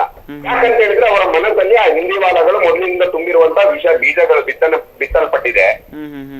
ವೀರ ಕನ್ನಡಿಗರಿಗಾಗಿ ಕರ್ನಾಟಕವಾಗಿ ಏನು ಮಾಡ್ತಾ ಇದ್ದಾರೆ, ನಮ್ಮ ಕನ್ನಡದ ಜನರಿಗಾಗಿ ಏನ್ ಮಾಡ್ತಾ ಇದ್ದಾರೆ ಅಂತ ಹೇಳಿಕೊಂಡು ಪ್ರತಿಯೊಬ್ಬ ಕನ್ನಡಿಗನಿಗೂ ಈ ವಿಚಾರ ಗೊತ್ತು. ಆದ್ರಿಂದ ಈ ಸರ್ಕಾರದ್ದು ಸಂಪುಟ ವಿಸ್ತರಣೆಯಲ್ಲಿ ಯಾರಾದ್ರೂ ಬರ್ತಾರಂತ ಆದ್ರೆ ಅವ್ರು ಯೋಗ್ಯರೇ ಬರ್ತಾರೆ 100ಕ್ಕೆ 100. ಆದ್ರಿಂದ ಇದನ್ನು ಸರ್ಕಸ್ ಅಂತ ಹೇಳೋದಕ್ಕಿಂತ ನಮ್ಮ ಕರುನಾಡಿನ ನಮ್ಮ ಒಂದು ಪ್ರಾದೇಶಿಕತೆಯ ಅಭಿವೃದ್ಧಿಗೆ ಒಂದು ಶಾಸಕರನ್ನ ಒಂದು ನಿಗಮ ಮಂಡಳಿಗಳನ್ನ ನಿಯೋಜಿಸುವುದು ಅಂತ ಹೇಳಲಿಕ್ಕೆ ನಾನು ಇಷ್ಟಪಡ್ತೇನೆ. ಆದುದರಿಂದ ಈ ಕರುನಾಡಿನ ಸರ್ಕಾರ, ಕನ್ನಡಾಂಬೆಯ ಸರ್ಕಾರ ಯಾವತ್ತಿಗಿದ್ರು ಈ ಕನ್ನಡ ನಾಡಿನ ಗತ್ತನ್ನು, ಗೌಡರ ಗತ್ತನ್ನು ಈ ಬಾರಿಯ ಮುಂದಿನ ಚುನಾವಣೆಯಲ್ಲಿ ದೇಶಕ್ಕೂ ತೋರಿಸಿಕೊಡ್ಲಿ. ಪ್ರಧಾನಮಂತ್ರಿಯಾಗಿಕೊಂಡು ನಮ್ಮ ಕನ್ನಡಿಗರೇ ಇರ್ಲಿ, ಮುಖ್ಯಮಂತ್ರಿಯಾಗಿಕೊಂಡು ನಮ್ಮ ಕನ್ನಡಿಗರೇ ಇರ್ತಾರೆ. ಅದ್ಭುತವಾದ ವಿಜಯನಗರ ಸಾಮ್ರಾಜ್ಯವನ್ನು ಮತ್ತೊಮ್ಮೆ ಕಟ್ಟೋಣ, ಕನ್ನಡ ಡಿಂಡಿಮವನ್ನು ಬಾರಿಸೋಣ ಅಂತ ಹೇಳಿ ನಮ್ದೆಲ್ಲರ ಆಶಯ ಇರ್ತದೆ. ಓಂ ನಮ ಶಿವಾಯ, ಓಂ ನಮೋ ಭಗವತೆ ರುದ್ರಾಯ, ಈ ವಿಚಾರಗಳು 100ಕ್ಕೆ 100 ಸತ್ಯ. ನಾಳೆ ದಿನ ಅಮಾವಾಸ್ಯೆ, ಹೌದಲ್ವಾ? ನೋಡಿ, ಅಮಾವಾಸ್ಯೆ ಅಂತ ಹೇಳಿದ್ರೆ ಕೆಟ್ಟದಂತ ಹೇಳ್ತಿದ್ದಾರೆ. ಯಾವ ಕಾರಣಕ್ಕೂ ಕರುನಾಡಿನ ಪಾಲಿಗೆ ಅಮಾವಾಸ್ಯೆ ಯಾವತ್ತು ಒಳ್ಳೇದೇ ಆಗಿರ್ತದೆ. ಯಾಕಂತ ಹೇಳಿದ್ರೆ ಇಲ್ಲಿ ಇರುವವರಿಗೆ ಪ್ರತಿಯೊಬ್ಬರು ನಮ್ಮ ಡಾಕ್ಟರ್ ರಾಜ್ಕುಮಾರ್ ಇರ್ಬೋದು, ಅಣ್ಣ ಅವರು ಇರ್ಬೋದು, ಅವರು ಹೇಳ್ತಿರೋದು ಅಭಿಮಾನಿ ದೇವರುಗಳೇ ಅಂತ ಹೇಳಿಕೊಂಡು. ವಿಷ್ಣುವರ್ಧನ್ಗಳ ವಿಚಾರದಲ್ಲಿ, ವಿಷ್ಣುವರ್ಧನ್ ಸರ್ ವಿಚಾರದಲ್ಲಿ ಕೂಡ ಬಹಳ ಆರೋಪ ಪ್ರತ್ಯಾರೋಪಗಳು, ಅವರ ಇದ್ರ ಬಗ್ಗೆ ಬಹಳ ಗಲಾಟೆಗಳಾಯ್ತು. ಹೊರದಲ್ಲಿ ಕೂಡ ಅನಾಹುತಗಳಾಯ್ತು. ಇವರು ಅಧಿಕಾರವನ್ನು ತೆಗೆದುಕೊಂಡಿರೋದೇ ಅಮಾವಾಸ್ಯೆ ದಿನ, ಶಿವನ ದಿನದಲ್ಲೇ ತೆಗೆದುಕೊಂಡಿದ್ದಾರೆ. ಆದುದರಿಂದ ಶುಭಪ್ರದವಾದ ಕೆಲಸವನ್ನು ಮಾಡುವಂತಹ ಯಾವುದೇ ಒಬ್ಬ ವ್ಯಕ್ತಿ ಅವನು 100ಕ್ಕೆ 100 ಶಿವನೇ ಆಗಿರ್ತಾನೆ. ಇಂತಹ ಒಂದು ಒಳ್ಳೆಯ ಒಂದು ಸರ್ಕಾರವನ್ನ ನಮ್ಗೆ ಕೊಟ್ಟಿರೋದಕ್ಕೆ, ಒಂದು ಕರುನಾಡನ್ನ ಭಾರತ ದೇಶದ ಒಂದು ಚುಕ್ಕಾಣಿಯಲ್ಲಿ ತಂದು ನಿಲ್ಲಿಸುವ ಪ್ರಯತ್ನ ಮಾಡ್ತಾ ಇರುವಂತ ನಮ್ಮ ವೀರ ಕುಮಾರಸ್ವಾಮಿ ಅವರಿಗೆ ಪೂರ್ವಕವಾದ ಧನ್ಯವಾದಗಳು. ಹಾಗೂ ಅವರ ಒಂದು ಈ ಸೇವೆ ನಿರಂತರವಾಗಿ ನಮ್ಮ ರಾಜ್ಯದ ಅಭಿವೃದ್ಧಿಯ ನಿಟ್ಟಿನಲ್ಲಿ ಬರಬೇಕು ಅಂತ ಹೇಳಿಕೊಂಡು ಇಷ್ಟಪಡ್ತೇನೆ. ಅವರ ಸಾಧನೆಗಳು ವಿರೋಧ ಪಕ್ಷದವರಿಗೂ ಗೊತ್ತು. ವಿರೋಧ ಪಕ್ಷದ ಶಾಸಕರಾಗಿರುವಂತ ನಮ್ಮ ಕಾರ್ಕಳದ ಶಾಸಕರು ಸಚೇತಕರಾಗಿದ್ದಾರೆ. ಅವರಿಗೆ ಏನು ಅನುದಾನ ನಮ್ಮ ಕಾರ್ಕಳದ ಅಭಿವೃದ್ಧಿಗೆ ಬೇಕು ಅದನ್ನ ಕುಮಾರಸ್ವಾಮಿ ಅವರು ತಕ್ಷಣವಾಗಿ ಅಪ್ರೂವಲ್ ಮಾಡಿಕೊಟ್ಟಿದ್ದುಂಟು ಒಂದು ಕೆಲಸದಲ್ಲಿ ಕೂಡ. ಆದ್ರಿಂದ ಯಾವುದೇ ರೀತಿಯಲ್ಲಿ ಪಕ್ಷದ ಭೇದ ಭಾವವಾಗಿರ್ಲಿ, ಜಾತಿಯ ಭೇದ ಭಾವವಾಗಿ ಮಾಡಲಿಲ್ಲ. ಕರುನಾಡಿನ ಮಣ್ಣು ಎಲ್ಲಿಂದ ಎಲ್ಲಿ ತನಕ ಇದೆಯೋ ಅದು ನಮ್ಮ ಮಣ್ಣು ಅಂತ ಹೇಳಿಕೊಂಡು ಮಾಡ್ತಿರುವಂತ ಏಕೈಕ ಪ್ರಾದೇಶಿಕ ಸರ್ಕಾರ ನಮ್ಮ ಕರ್ನಾಟಕ ಸರ್ಕಾರ ಆಗಿರ್ತದೆ. ಹೆಮ್ಮೆಯಿಂದ ಕನ್ನಡಿಗರ ಸರ್ಕಾರ ಬಂದಿದೆ, ಇದನ್ನು ಒಪ್ಕೊಳ್ಳೋಣ. ಯಾವ ಕಾರಣಕ್ಕೂ ಈ ಸರ್ಕಾರವನ್ನ ಒಂದು ಯಾವುದೇ ರೀತಿಯ ಗುರಿ ತಪ್ಪಿಸುವ ನಿಟ್ಟಿನಲ್ಲಿ ಪ್ರಯತ್ನಗಳು ಮಾಡೋದು ಬೇಡ. ಯಾಕಂತ ಹೇಳಿದ್ರೆ ಇಷ್ಟರವರೆಗೆ ಆಗಿರುವ ಸಾಧನೆಗಳನ್ನ ತಮ್ಗೆ ಪತ್ರಿಕೆಯವರಿಗೆ ಗೊತ್ತು, ತಮ್ಗೆ ಮೀಡಿಯಾದವರಿಗೆ ಗೊತ್ತು. ಯಾವ ಸರ್ಕಾರ, ಯಾರ್ಯಾರು ಹಿಂದಿವಾಲಗಳ ಸರ್ಕಾರ ಏನೇನ್ ಮಾಡಿದೆ ಅಂತ. ಕುಮಾರಸ್ವಾಮಿ ಅವರ ಸರ್ಕಾರ ಬಂದು ಅಲ್ಪ ದಿನಗಳಾಯ್ತು. ಅಲ್ಪ ದಿನದಲ್ಲಿ ಬಹಳಷ್ಟು ಕೆಲಸಗಳನ್ನ ಮಾಡಿರುವುದುಂಟು. ಇನ್ನು ಮುಂದಿನ ಮಾಡುವ ಯೋಜನೆಗಳು ಅದ್ಭುತವಾಗಿದೆ. ಇದರಲ್ಲಿ ಪ್ರತಿಯೊಬ್ಬನು ಲಾಭ ಪಡೆಯುವನು ಕನ್ನಡಿಗನೇ ಆಗಿರ್ತಾನೆ ವಿನ ಯಾವ ಹಿಂದಿವಾಲನಿಗೂ ಇದರಲ್ಲಿ ಚಾನ್ಸ್ ಇರೋದಿಲ್ಲ. ಕನ್ನಡವೇ ಸತ್ಯ, ಕನ್ನಡವೇ ನಿತ್ಯ. ಜೈ ಕನ್ನಡ ಅಂದೆ. ಎಸ್, ಧನ್ಯವಾದಗಳು ಸರ್ ಸ್ಪಂದನ ಜೊತೆ ಮಾತಾಡಿದ್ದಕ್ಕೆ. ಮೊದಲೇ ಮಾತು ಕನ್ನಡ ಅನ್ನುವಂಥದ್ದು ಏನು ಸ್ಟೇಟ್ಮೆಂಟ್ಗಳು ಇದೆಯಲ್ಲ, ಈ ರೀತಿಯ ಪ್ರತಿಯೊಂದು ಸಾರಿನೂ ಹೇಳುವಂಥದ್ದು ಇದು ಖಂಡಿತವಾಗಿಯೂ ಪ್ರಾದೇಶಿಕ ಪಕ್ಷಗಳು ಇಲ್ಲಿ ಅನಿವಾರ್ಯತೆ ಅನ್ನೋದು ಒಂದು ರೀತಿಯಾದಂಥದ್ದಾದರೆ, ಎರಡನೇ ಸಂದರ್ಭ ಇದು ಒಂದು ರೀತಿಯಾದಂಥ ಡೆರೋಗೇಟ್ರಿ ಹಿಂದಿವಾಲಗಳು ಅಂತ ಪದೇ ಪದೇ ಹೇಳುವಂಥದ್ದು ದೇಶದ ಏಕತೆಗೆ ಬಹುಶಃ ಚಾಲೆಂಜ್. ಹಂಗಿತ್ತಂದ್ರೆ ಹೋಗಿ ರಾಹುಲ್ ಗಾಂಧಿ ಹತ್ರ ಕೈಕಲ್ಲಿ ಹಾಕಿ ಪಡ್ಕೊಂಡ್ರು. ರಾಹುಲ್ ಗಾಂಧಿ ಯಾರವರು? ರಾಹುಲ್ ಗಾಂಧಿ ಯಾವ ಭಾಷೆ ಮಾತಾಡ್ತಾರೆ ಅಲ್ಲಿ? ವೇಣುಗೋಪಾಲ್ ಯಾರು? ವೇಣುಗೋಪಾಲ್ ಯಾವ ಭಾಷೆ ಮಾತಾಡ್ತಾರೆ ಅಲ್ಲಿ? ಅದೇ ಇವರು ಪ್ರತಿಯೊಂದು ಸರಿಯೂ ಕುಮಾರಸ್ವಾಮಿ ಅವರು ಅಲ್ಲ, ಒಂದು ನಿಮಿಷ ಇದೇ ಸಂದರ್ಭ ಅಲ್ಲ, 10 ತಿಂಗಳು ದೇವೇಗೌಡರು ಆಡಳಿತ ನಡೆಸಿದ್ರು ಅನ್ನುವಂಥ ಸಂದರ್ಭದಲ್ಲ ದೇವೇಗೌಡರು ವಾಟ್ ಎವರ್ ದೇವೇಗೌಡರ one of the major problem ಅಂದ್ರೆ ಕನ್ನಡ ಬಿಟ್ಟು ಬೇರೆ ಏನು ಮಾತಾಡೋಲ್ಲ ಅಲ್ಲಿ ಕನ್ನಡದ ವಿಚಾರಗಳನ್ನ, ರಾಜ್ಯದ ವಿಚಾರಗಳು, ದೇಶದ ಪ್ರಧಾನಮಂತ್ರಿಯಾಗಿಯೂ ಕೂಡ ಬೇರೆ ವಿಚಾರಗಳು ಮಾತಾಡ್ಬೇಕಾಗತ್ತೆ. ಅವುಗಳ ಇಂಗ್ಲಿಷ್ ಮಾತಾಡೋದು ಬೇರೆ, ಅಲ್ಲಿ ದೇಶದ ವಿಚಾರಗಳನ್ನು ಪ್ರಸ್ತಾಪ ಮಾಡೋದು ಬೇರೆ. ಸೊ ಹೀಗಾಗಿ ಪ್ರಾದೇಶಿಕತೆ ಅನ್ನುವಂಥದ್ದು ಒಂದು ಚಾಲೆಂಜ್. ಅದು ಯಾವುದೇ ರೀತಿಯಾದಂಥದ್ದು ಅದನ್ನು ಮೀರಿ ನಾವು ಹೊರಗೆ ಬರಬೇಕಾಗಿದೆ. ಬರೀ ಕರ್ನಾಟಕದವರು ಅನ್ನುವಂಥದ್ದು ಅಲ್ಲ. ಹಂಗಿತ್ತಂದ್ರೆ ಹಿಂದಿನವ್ರು ಯಾರು? ಕರ್ನಾಟಕದಲ್ಲಿ ಕನ್ನಡಿಗರನ್ನ ಹೊರತಾಗಿ ಬೇರೆ ಯಾರಾದ್ರೂ CM ಆಗಿದ್ದಾರೆ ಇಲ್ಲಿವರೆಗೆ? ಆಗಿಲ್ಲಲ್ಲ. ಸೊ ಆ ರೀತಿ ಆದಂಥದ್ದಲ್ಲ, ಯಾರು ಹೊರ ರಾಜ್ಯದಿಂದ ಯಾರು ಬಂದು CM ಆಗ್ಲಿಲ್ಲಲ್ವಾ. ಸೊ ಇನ್ನು ಕರ್ನಾಟಕದ ಮೂಲದವರೇ ಬೇರೆ ಕಡೆ ಹೋಗಿ CM ಆಗಿದ್ದಾರೆ, ಆ ಮಾತು ಬೇರೆ. ಸೊ ಹೀಗಾಗಿ ಕರ್ನಾಟಕಕ್ಕೆ ಯಾವ ಸರ್ಕಾರಗಳು ಬಂದರು, ಅದು ಪ್ರಾದೇಶಿಕ ಸರ್ಕಾರ ಆಗಿರ್ಬೋದು, ರಾಷ್ಟ್ರೀಯ ಪಕ್ಷಗಳ ಸರ್ಕಾರ ಇರ್ಬೋದು, ಯಾರು ಬಂದರೂ ಕೂಡ ಯಾರು ಅನ್ಯಾಯವನ್ನು ಏನು ಮಾಡಲಿಲ್ಲ ಇಲ್ಲಿವರೆಗೂ ಕೂಡ. ಎಲ್ಲರೂ ಅವರು ಸರ್ಕಾರದಲ್ಲಿ ಇದ್ದಷ್ಟು ದಿನ ಅವರು ಜವಾಬ್ದಾರಿಯಾಗಿ ನಡ್ಕೊಂಡಿದ್ದಾರೆ. ಅದನ್ನೊಂದು ಅರ್ಥ ಮಾಡ್ಕೋಬೇಕು. ಅಂದರೆ ಸರ್ಕಾರದಲ್ಲಿ ಒಬ್ಬ ಮನುಷ್ಯ ಕೂತ ತಕ್ಷಣ ಅವ್ನ ಪಕ್ಷ ಯಾವತ್ತೂ ಬರಲ್ಲ, ಒಂದು. ಎರಡನೇದಾಗಿ, ದೇಶದಲ್ಲಿ ಯಾವುದೇ ಸರ್ಕಾರ ಇರಲಿ, ಅವರಿಗೆ ಬೇರೆ ಎಲ್ಲ ರಾಜ್ಯಗಳನ್ನು ತುಲನಾತ್ಮಕವಾಗಿ ನೋಡ್ಕೊಂಡು ಹೋಗ್ಬೇಕಾಗತ್ತೆ. ಕೇವಲ ಒಂದು ರಾಜ್ಯಕ್ಕೆ ಕಾನ್ಸಂಟ್ರೇಷನ್ ಮಾಡಬೇಕಾಗಿರೋ ಸಂದರ್ಭ ಇಲ್ಲ, ಹೌದಾ. ಸೊ ಅದನ್ನು ಬ್ಯಾಲೆನ್ಸಿಂಗ್ ಮಾಡ್ಕೊಂಡು ಹೋಗ್ಬೇಕಾಗತ್ತೆ. ಒಂದು ಮಾತು ಹೇಳ್ತಾನೆ, ನೈಋತ್ಯ ರೈಲ್ವೆ ಬಂದಂಥ ಪ್ರಸಂಗದಲ್ಲಿ ಮಂಗಳೂರು ಪಾಲಕ್ಕಾಡ್ ಇದನ್ನು ಝೋನನ್ನು ಕುಡಿಸ್ಕೊಳ್ಕಾಲಿಲ್ಲ ದೇವೇಗೌಡರ ಕಡೆಗಡೆ. ಏನು ಮಾಡಿದ್ರು, ಎಲ್ಲವನ್ನೂ ಹಾಸನಕ್ಕೆ. ಇವತ್ತಿಗೂ ಕೂಡ ಅನುದಾನ ಹಂಚಿಕೆಯಲ್ಲಿ ಬರೀ ದಕ್ಷಿಣಕ್ಕೆ ಹೆಚ್ಚಿನ ಪ್ರಾಧಾನ್ಯತೆ ಇದೆ, ಬರೀ ಹಾಸನ ಜಿಲ್ಲೆಗೇನೆ ಇದೆ. ಏನ್ ಮಾತೆತ್ತಿದ್ರೆ ಎಲ್ಲವೂ ಹಾಸನಕ್ಕೆ ಬರಬೇಕು. ಏನದು ಹಂಗಿತ್ತಂದ್ರೆ ಉಳಿದ ಯಾವುದೇ ಜಿಲ್ಲೆಗಳೇನ ಅಲ್ವಾ, ಅಭಿವೃದ್ಧಿ ಅನ್ನುವಂಥ ಉಳಿದ ಜಿಲ್ಲೆಗಳಿಗೆ ಅಲ್ವಾ. ಸಾರ್ವಜನಿಕರಿಂದ ಒಂದು ಕರೆ ಇದೆ. ಎಸ್ ಹೇಳಿ ಸರ್, ಎಲ್ಲಿಂದ ಕರೆ ಮಾಡ್ತಾ ಇದ್ದೀರಾ, ನಿಮ್ಮ ಹೆಸರು? ಎಸ್ ಹೇಳಿ ಸರ್. ಇದು ನಮ್ಗೆ ಒಂದು ವಿಚಾರ ಸರಿಯಾಗಿ ಅರ್ಥ ಆಗ್ತಿಲ್ಲ. ನಾವು MLA-ಗಳನ್ನು ಒಳ್ಳೆ ವ್ಯಕ್ತಿಗಳನ್ನು ಚುನಾಯಿಸಿ ಕಳಿಸಿದ್ದೇವೋ ಅಥವಾ ಕುರಿಗಳನ್ನು ಕಳಿಸಿದ್ದೇವೋ ಎಂಬುದು ನಮಗೆ ಅರ್ಥವಾಗದ ವಿಷಯ. ಯಾಕಂತ ಹೇಳಿದ್ರೆ ವಿಧಾನಸೌಧದ ಗೂಡಿನಲ್ಲಿ ನಾವು ಆ ಕುರಿಗಳನ್ನು ಹಾಕಿದ್ದೇವೆ. ಸ್ವಲ್ಪ ಕುರಿಗಳು ಹೊರಗೆ ನಿಂತು ಅಲ್ಲಿ ಯಾರು ಜಗಳ ಮಾಡಿ ಹೊರಗೆ ಬರ್ತಾನಂತ ಕಾಯ್ತಾ ಇದ್ದಾರೆ. ಸ್ವಲ್ಪ ಕುರಿಗಳು ನಾವು ಎಲ್ಲಿ ಒಳಗೆ ಹೋಗಿ ಅಧಿಕಾರ ಚಲಾಯಿಸ್ತೇವೆ ಅಂತ ಕಾದಿರ್ತಾರೆ. ನಿಜವಾಗಿ ಇದು ಜನರು ಮಾಡುವ ಕೆಲಸ ಅಲ್ಲ, ಆಡಿನ ಮರಿ ಕೂಡ ಮಾಡ್ಲಿಕ್ಕಿಲ್ಲ. ನಾಯಿ ಬೇರೆ ಅದು ಇದು ಯಾವಾಗ್ಲೂ ಅಂತ ಕೆಲಸ ಮಾಡ್ಲಿಕ್ಕಿಲ್ಲ. ಇದು ಬರೇ ಕುರಿಗಳ ಕೆಲಸ. ಅವುಗಳಿಗೆ ಒಂದು ಬುದ್ಧಿ ಇಲ್ಲ, ಬಡ್ದುಕೊಂಡು ಹೊರಗೆ ಬರ್ಬೋದು ಅಥವಾ ಈಚೆಯಿಂದ ಬಡ್ದು ಹೊರಗೆ ಹೋಗ್ಬೋದು. ಸಂದರ್ಭದಲ್ಲಿ ನಾನು ವೈಯಕ್ತಿಕವಾಗಿ ಬಿಜೆಪಿ ಅವರಲ್ಲಿ ಕೇಳಿಕೊಳ್ಳುವುದೇನಂತ ಹೇಳಿದ್ರೆ, ಬಿಜೆಪಿ ಅವರು ದಳದಿಂದ ಬರ್ಲಿ ಕಾಂಗ್ರೆಸ್ ಇಂದ ಬರ್ಲಿ, ನೀವು ಯಾವ ಪಕ್ಷಕ್ಕೂ ಸೇರ್ಬೇಕಾದ ಮೊದಲು ಹೋಗಿ ಚುನಾವಣೆ ಎದುರಿಸಿ, ವೈಯಕ್ತಿಕವಾಗಿ ಪಕ್ಷಾತೀತನಾಗಿ ಚುನಾವಣೆಯನ್ನು ಎದುರಿಸಿ ಬಂದು ನೀವು ಯಾವ ಪಕ್ಷಕ್ಕೆ ಸೇರ್ತೀರಿ ಅಲ್ಲಿ ನಿಮ್ಮ ಪ್ರಮಾಣ ವಚನದಲ್ಲಿ ಹೇಳಿ ನಾನು ಬಿಜೆಪಿಯವ ಅಥವಾ ನಾನು ಕಾಂಗ್ರೆಸ್ನವ. ಇದು ಏನಿಲ್ಲ ಹೊರಗಿನಿಂದ ನಾಳೆ 5 ಮಂದಿ ಬರ್ತಾರೆ, ನಾವು ಮಂತ್ರಿ ಆಗ್ತೇನೆ, 20 ಮಂದಿ ಬರ್ತಾರೆ, ನಾನು ಮಂತ್ರಿ ಆಗ್ತೇನೆ, ಅಲ್ಲಿ ಕಾಂಗ್ರೆಸ್ ಇಂದ ಬರೀ ನಾವು ಮುಖ್ಯಮಂತ್ರಿ. ಏನ್ರಿ ಇದು 5 ವರ್ಷದಲ್ಲಿ ಚುನಾವಣೆಯಿಂದ ಮತ್ತೊಂದು ಚುನಾವಣೆಯಲ್ಲಿ ಈ ರೀತಿ ಮಾಡುದಾದ್ರೆ ಯಾಕ್ರಿ ಅವನನ್ನು ಕಳಿಸ್ಬೇಕು? ಆ ವಿಧಾನಸೌಧವನ್ನ ಯಾರಿಗೂ ಮಾಡಿಬಿಡ್ಬೋದಲ್ಲ. ನಮ್ಗೆ ಬೇಡ, ನಮ್ಮಿಂದ ಆಗುದಿಲ್ಲ, ಬೇರೆ ರಾಜ್ಯಗಳಿಗೆ ಅಥವಾ ಡೆಲ್ಲಿಗೆ ಮಾರಿ ನೀವು ನಡೆಸಿ ಅಂತ ಹೇಳ್ಬೋದಲ್ಲ. ಏನ್ರಿ ಇದು 250 ಕುರಿಗಳನ್ನು ಕಳಿಸಿ ನಾವು ಏನ್ ಪಶ್ಚಾತ್ತಾಪ ಪಡ್ತಾ ಇದ್ದೇವೆ? ಸರ್ಕಾರದಾಗ್ಲಿ ದೇಶದಲ್ಲಿ ಒಂದು ಕೆಲಸ ನಡೆಯುವುದಿಲ್ಲ ನೋಡಿ. ಇವರು ಯೋಜನೆಗಳನ್ನು ಮಾಡ್ತಾರೆ, ಯೋಜನೆ ಅನುಷ್ಠಾನ ಆಗುದಿಲ್ಲ, ಬರೇ ಪಂಚಾಯತ್ನಲ್ಲಿ PDOಗಳಿಗೆ ಬೊಬ್ಬೆ ಹೊಡಿತಾರೆ. ಖಂಡಿತವಾಗಿಯೂ ಇದು ಅನುದಾನ ಬಿಡುಗಡೆ ಆಗಿದೆ ಅಂತ ಹೇಳ್ತಾರೆ, PDOಗಳಿಗೆ ಹೇಳ್ತಾರೆ ನೀವು ಮುಂದೂಡಿ ಅಂತ. ಯಾಕ್ರಿ ಇದು ಯಾವುದೇ ಇದ್ರಲ್ಲಿ ದೇಶದಲ್ಲಿ ಇದ್ದೇವೆ ನಾವು. ಬ್ರಿಟಿಷ್ ಅವರಾದ್ರೂ ಅಲ್ಲಿಂದ ತಂದಾದ್ರೂ ನಮ್ಮನ್ನ ಸಾಕ್ತಿದ್ರು ನೋಡಿ. ಒಬ್ಬೊಬ್ರು MLA ಅಥವಾ ಒಬ್ಬೊಬ್ರು ಮಿನಿಸ್ಟರ್ 300 ಕೋಟಿ 400 ಕೋಟಿ ಉಂಟು, 40 ರೂಪಾಯಿ ಇಲ್ಲದ ಕೂಲಿ ಕೆಲಸದವನಿದ್ದಾನೆ. ಯಾಕ್ರೆ ಅವ ಎಲ್ಲಿ ಹುಟ್ಟಿದ್ದಾನೆ? ನಮ್ಮ ದೇಶದಲ್ಲೇ ಹುಟ್ಟಿದ್ದಾನೆ, ನಮ್ಮ ರಾಜ್ಯದಲ್ಲೇ ಹುಟ್ಟಿದ್ದಾನೆ. ಯಾಕೆ ಈ ತಾರತಮ್ಯ? ಯಾಕೆ ಚುನಾವಣೆಗಳನ್ನು ತರ್ತಾರೆ ಇವರು? ಯಾಕೆ ಪಾರ್ಟಿಗಳನ್ನು ತರ್ತಾರೆ? ಪರ್ಚೇಸ್ ಮಾಡಿ ಒಂದು ಅನೌನ್ಸ್ ಮಾಡ್ಲಿ, ವಿಧಾನಸೌಧಕ್ಕೆ ಬರ್ಬೇಕಾದ್ರೆ ಒಂದು ರೇಟ್ ಫಿಕ್ಸ್ ಮಾಡುದು, ಅದಕ್ಕಿಂತ ಜಾಸ್ತಿ ಬಿಡ್ ಮಾಡಿ ಬಂದವನು ಬರ್ಲಿ. ಈ APL BPL ಕ್ರಿಕೆಟ್ಗೆ ತಗೊಳ್ತಾರಲ್ಲ, ಆಗೋದು ಹಾಗೆ ಆಗತ್ತೆ. ಅದು ರಾಜಕಾರಣದಲ್ಲಿ ಪ್ರಾಕ್ಟಿಕಲಿ ಆಗೋದು ಹಾಗೆ ಆಗತ್ತೆ. ಅಲ್ಲಿ ಯಾರು ಹೆಚ್ಚಿಗೆ ದುಡ್ಡು ಕೊಡ್ತಾರೋ ಅವ್ರಿಗೆ ಟಿಕೆಟ್ ಸಿಗುತ್ತೆ. ನಾವ್ ಯಾಕೆ ಓಟ್ ಹಾಕ್ಬೇಕು? ಅವರು ಹೌದು, ಖಂಡಿತ ನೀವು ಅದನ್ನ ಕೇಳ್ಬೇಕಲ್ವಾ? ಆಸ್ ಅ ಪಬ್ಲಿಕ್ ನಾವು ಅದನ್ನ ಕೇಳ್ಬೇಕಲ್ವಾ? ಪಬ್ಲಿಕ್ ನಾವು ಅದನ್ನ ಕೇಳ್ತಾ ಇಲ್ಲ ಅಂದ್ರೆ ಸಮಸ್ಯೆ ಇದು. ನಾವು ಕೇಳಿದ್ರೆ ಹೌದು, ರಾಜಕೀಯ ಪಕ್ಷಗಳನ್ನ ಕೇಳ್ಬೇಕಲ್ವಾ? ಎಲೆಕ್ಷನ್ ಟೈಮ್ ನಲ್ಲಿ ಮಾಧ್ಯಮಗಳಿಗೆ ಪ್ರಶ್ನೆ ಕೇಳ್ಬೇಕಲ್ವಾ? ಹತ್ರ ಹೋಗಿ ನಿಮ್ಮನ್ನು ಒಳಗೋಗ್ಲಿಕ್ಕೆ ಬಿಡ್ತಾರ?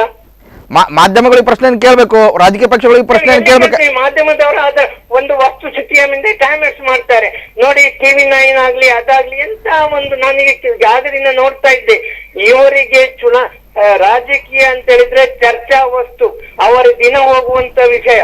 ನೋಡಿ, ಆಗ್ಬೇಕು ಅಂತಂದ್ರೆ ನೀವು ಚುನಾವಣೆ ನಡೆಸಿ, ಚುನಾವಣೆ ನಡೆದ ನಂತರ ನೀವು ಮತದಾನವನ್ನ ಮಾಡ್ತೀರಿ. ನೀವು ಎಂತ ಒಂದು ಅಭ್ಯರ್ಥಿಗಳನ್ನ ನೀವು ಆರಿಸಿದ್ದೀರಿ ಅಂತ ನಿಮಗೆ ಗೊತ್ತಾಗ್ಬೇಕು ಅಂತ ನಾವು ಚರ್ಚೆಗಳನ್ನ ಮಾಡ್ತೇವೆ ಬಿಟ್ರೆ ಮತ್ತಿನ್ಯಾವುದೇ ವಿಚಾರಗಳಿಗೆ ಅಲ್ಲ. ಮಾಧ್ಯಮಗಳಿಗೆ ಅವ್ರದೇ ಆದಂತ ಮಾಧ್ಯಮಗಳಿಗೆ ನಮ್ದೇ ಆದಂತ ಜವಾಬ್ದಾರಿ ಇದೆ. ಮಾಧ್ಯಮಗಳನ್ನ ಪ್ರತಿಸಾರ ಬ್ಲೇಮ್ ಮಾಡಬೇಡಿ. ಮಾಧ್ಯಮಗಳ ಜವಾಬ್ದಾರಿ ನಿಮಗೆ ತೋರಿಸ್ಕೊಡುವಂತದ್ದನ್ನ ನಿಜವಾಗಿ ಅಭಿವೃದ್ಧಿಯ ಕಡೆ ಗಮನ ಕೊಡಿ. ಬರೇ ಅಭಿವೃದ್ಧಿಯ ಮಾತನ್ನು ಮಾತ್ರ ಹೇಳಿ, ಬೇರೆ ಯಾವ ಮಾತಾಡಿದ್ರು ಬಿಡ್ಬೇಡಿ. ಯಾರಿಗೂ ಯಾವ ಪಕ್ಷದವರನ್ನು ನೀವು ಸಲಹೆಯನ್ನು ಕೊಡ್ಬೇಡಿ, ಯಾರಿಗೂ ಪ್ರೋತ್ಸಾಹವನ್ನು ಕೊಡ್ಬೇಡಿ. ಒಂದು ಪಕ್ಷಕ್ಕೆ ಅದನ್ನು ಚರ್ಚೆ ಮಾಡಿ. ನೋಡಿ, ಓಟ್ ಹಾಕುವಾಗ ಒಂದು ಪಕ್ಷ ಹೇಳುದು ಅವರ ಬಗ್ಗೆ ರಾಜ್ಯ ನಾವ್ ಎಂತದ್ರಿ, ಒಂದು ಗೊತ್ತಿಲ್ಲದವರು ಒಬ್ಬನನ್ನು ಆರಿಸಿ ಕಳಿಸಿದ್ದೇವೆ, ಅವ ಕೆಟ್ಟ ಅಂತೇಳಿ ಮತ್ತೊಬ್ಬನ ಆರಿಸಿ ಕಳಿಸಿದ್ದೇವೆ. ನಿಜವಾಗಿ ಹೇಳ್ತಂದ್ರೆ ಬ್ರಿಟಿಷರನ್ನು ಅವರ ದಮ್ಮ ಹಾಕಿ ವಾಪಸ್ ಕರ್ಕೊಂಡು ಬರ್ಬೇಕಂತ ಪರಿಸ್ಥಿತಿ ಬರ್ತದೆ ಭಾರತಕ್ಕೆ. ಬ್ರಿಟಿಷರನ್ನು ದಮ್ಮೆ ಹಾಕಿ ಕಳ್ಸ್ಕೊಂಡು ಬರ್ಬೇಕಂತ ಕಾಲ ಇಲ್ಲ, ಆ ಪರಿಸ್ಥಿತಿ ಬರೋದಿಲ್ಲ. ಆ ಪರಿಸ್ಥಿತಿ ಖಂಡಿತವಾಗಿ ಬರೋದಿಲ್ಲ. ಈ ರೀತಿ ಆದ್ರೆ ಖಂಡಿತವಾಗಿ ಬರೋದಿಲ್ಲ. Democracy is going to survive in India. Democracy is going to be here. Yes, ಧನ್ಯವಾದಗಳು ಸರ್ ಸ್ಪಂದನ ವಾಹಿನಿ ಜೊತೆ ಮಾತಾಡಿದ್ದಕ್ಕೆ. ಹೌದು, ಮಾತು ಕೇಳಿ ಒಂದು ನಿಮಿಷ. ಹೇಳಿ ಹೇಳಿ ಹೇಳಿ. ಕೊಡಗಿನಲ್ಲಿ ಅಷ್ಟೆಲ್ಲ ಹೋಯ್ತು, ಅಷ್ಟೆಲ್ಲ ಅನುದಾನಗಳು ಬಂತು, ಅಷ್ಟೆಲ್ಲ ಜಾಗೆಗಳು ದಾನ ಮಾಡಿದ್ರು. ಎಲ್ಲಿ ಆಗಿದೆ ಅಲ್ಲಿ? ಒಬ್ರಿಗೆ ಮನೆ ಆಗ್ಲಿಲ್ಲ ಇಷ್ಟವರೆಗೆ. ಬಾಡಿಗೆ ಮನೆ ಕೊಡ್ತಾರಂತೇಳಿ ಒಂದು ಸಲ ಅದೇ ಹೇಳಿದ್ರು, ಮತ್ತೊಂದ್ಸಲ ಇಲ್ಲ ಹೇಳ್ತಾರೆ, ಕೂಗ್ತಾರೆ. ಪಾಪ ಇನ್ನು ಗಂಜಿ ಕೇಂದ್ರದಲ್ಲಿದ್ದಾರೆ, ಅವ್ರು ಏನ್ ಪಾಪ ಮಾಡಿದ್ದಾರೆ? ಹಾಗೆ 3 ತಿಂಗಳಾಗ್ತಾ ಬಂತು. ಇದೆಲ್ಲ ಮಾಡುವಂತ ಕೆಲಸ ಮಾಡದೆ ಇವರು ಯಾಕೆ ವಿಧಾನಸೌಧದಲ್ಲೇ ಕಚ್ಚಾಡ್ತಾರೆ? ಯಾವವನೇ ಯಾವ ಪಾರ್ಟಿಗೂ ಹೋಗದೆ ಅವನ ಪಾರ್ಟಿಯಲ್ಲಿ ಎಲೆಕ್ಟ್ ಆಗಿ ಹೋದ ಹಿಂದೆ ಬರ್ಲಿಕ್ಕೆ ಆಗುದಿಲ್ವಾ? ಯಾಕೆ ಇದು ಪರ್ಚೇಸ್ ಟೋಟಲಿ ಪರ್ಚೇಸ್ ಮಾಡ್ಲಿ? ಇಲೆಕ್ಷನ್ ಬೇಡ, ಹೈಯೆಸ್ಟ್ ಬಿಡ್ ಮಾಡಿದವ MLA, ಅದಕ್ಕಿಂತ ಹೈಯೆಸ್ಟ್ ಬಿಡ್ ಮಾಡಿದವ ಮಿನಿಸ್ಟರ್. ಅದು ನಮ್ಮ ಡೆಮೋಕ್ರಸಿ ಮಾಡಿಬಿಡಿ, ನಿಮ್ಗೂ ಒಂದು ಕೆಲಸ ಆಗ್ತದೆ. ಈ ಏರಿಯಾದಲ್ಲಿ ಇಷ್ಟು ಬಿಡ್ ಆಯ್ತು, ಈ ಏರಿಯಾದಲ್ಲಿ ಇಷ್ಟು ಬಿಡ್ ಆಯ್ತು ಅಂತ ಹೇಳಿ. ನಮ್ಮ ಪ್ರಜಾಪ್ರಭುತ್ವ ಸರ್ಕಾರದಲ್ಲಿ ಧನ್ಯವಾದಗಳು ಸರ್ ಸ್ಪಂದನ ವಾಹಿನಿ ಜೊತೆ ಕರೆ ಮಾಡಿ. ಎಸ್, ಈಗಾಗಲೇ ನಾವು ಮಾತಾಡ್ತಾ ಇದ್ವಿ ಇದೇ ವಿಚಾರವಾಗಿ. ಸಂಪುಟ ಸರ್ಕಸ್ಸಿನ ಬಗ್ಗೆ ಮಾತ್ರ ಅಲ್ಲ, ಹಲವಾರು ವಿಚಾರಗಳು ಕೂಡ ಇಲ್ಲಿ ತೆರೆದುಕೊಳ್ತಾ ಹೋಗುತ್ತೆ. ಎಸ್, ಇದೇ ವಿಚಾರವಾಗಿ ಮತ್ತೆ ಚರ್ಚೆಯನ್ನು ಮುಂದುವರಿಸ್ತೇನೆ. ಅದಕ್ಕೂ ಮುನ್ನ ಚಿಕ್ಕದೊಂದು ವಿರಾಮ.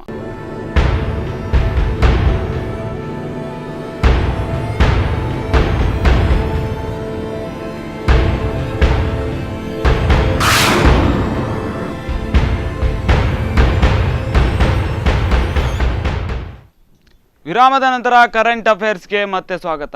ಎಸ್, ನಾವು ಈಗಾಗಲೇ ಮಾತಾಡ್ತಾ ಇದ್ವಿ ಸಂಪುಟ ಸಭೆ ವಿಸ್ತರಣೆಯ ಕುರಿತಾಗಿ, ಮತ್ತೆ ಅಲ್ಲಿರ್ತಕ್ಕಂಥ ಹಲವಾರು ಗೊಂದಲಗಳ ಕುರಿತಾಗಿ ಮಾತಾಡ್ತಾ ಇದ್ವಿ. ಲಾಸ್ಟ್ ಕಾಲರ್ ಅವರು ಹೇಳಿದ್ರು ಇಲ್ಲಿ ಕುರಿಗಳನ್ನು ತೆಗೆದುಕೊಂಡು ಹಾಕಿದ್ದಾರೆ, ಅಂದರೆ ವಿಧಾನಸಭೆಯಲ್ಲಿ ಚುನಾವಣೆಯಲ್ಲಿ ನಾವು ಕುರಿಗಳನ್ನು ಆರಿಸಿದಂತ ಆಗಿದೆ. ಯಾರೋ ಒಬ್ರು ಹೈಕಮಾಂಡ್ನವರು ಹೇಳ್ತಾರೆ, ಅದನ್ನ ಕೇಳ್ಕೊಂಡಿರ್ತಕ್ಕಂಥ ಅಭ್ಯರ್ಥಿಗಳು, ಅದನ್ನ ಕೇಳ್ಕೊಂಡಿರ್ತಕ್ಕಂಥ ಮಂತ್ರಿಗಳು, ಶಾಸಕರು ಇದ್ದಾರೆ ಅಂತಕ್ಕಂಥ ಮಾತುಗಳನ್ನ ಹೇಳಿದ್ರು. ಒಂದು ವಿಚಾರ, ಈ ಕುರಿಗಳು ಅನ್ನುವಂಥ ಒಂದು ಸ್ಟೇಟ್ಮೆಂಟ್ಗೆ ನಾನು ಖಂಡಿತವಾಗಿ ವಿರೋಧವನ್ನು ವ್ಯಕ್ತ ಮಾಡ್ತೇನೆ. ನಾನು ಈ ದೇಶದ ಡೆಮೊಕ್ರೆಟಿಕ್ ವ್ಯವಸ್ಥೆಯಲ್ಲಿ, ಈ ದೇಶದ ಪ್ರಜಾತಾಂತ್ರಿಕ ವ್ಯವಸ್ಥೆಯಲ್ಲಿ, ಈ ದೇಶದ ಸಂಸದೀಯ ಪ್ರಜಾಪ್ರಭುತ್ವದಲ್ಲಿ ನಂಬಿಕೆ ಇಟ್ಟವನು ನಾನು.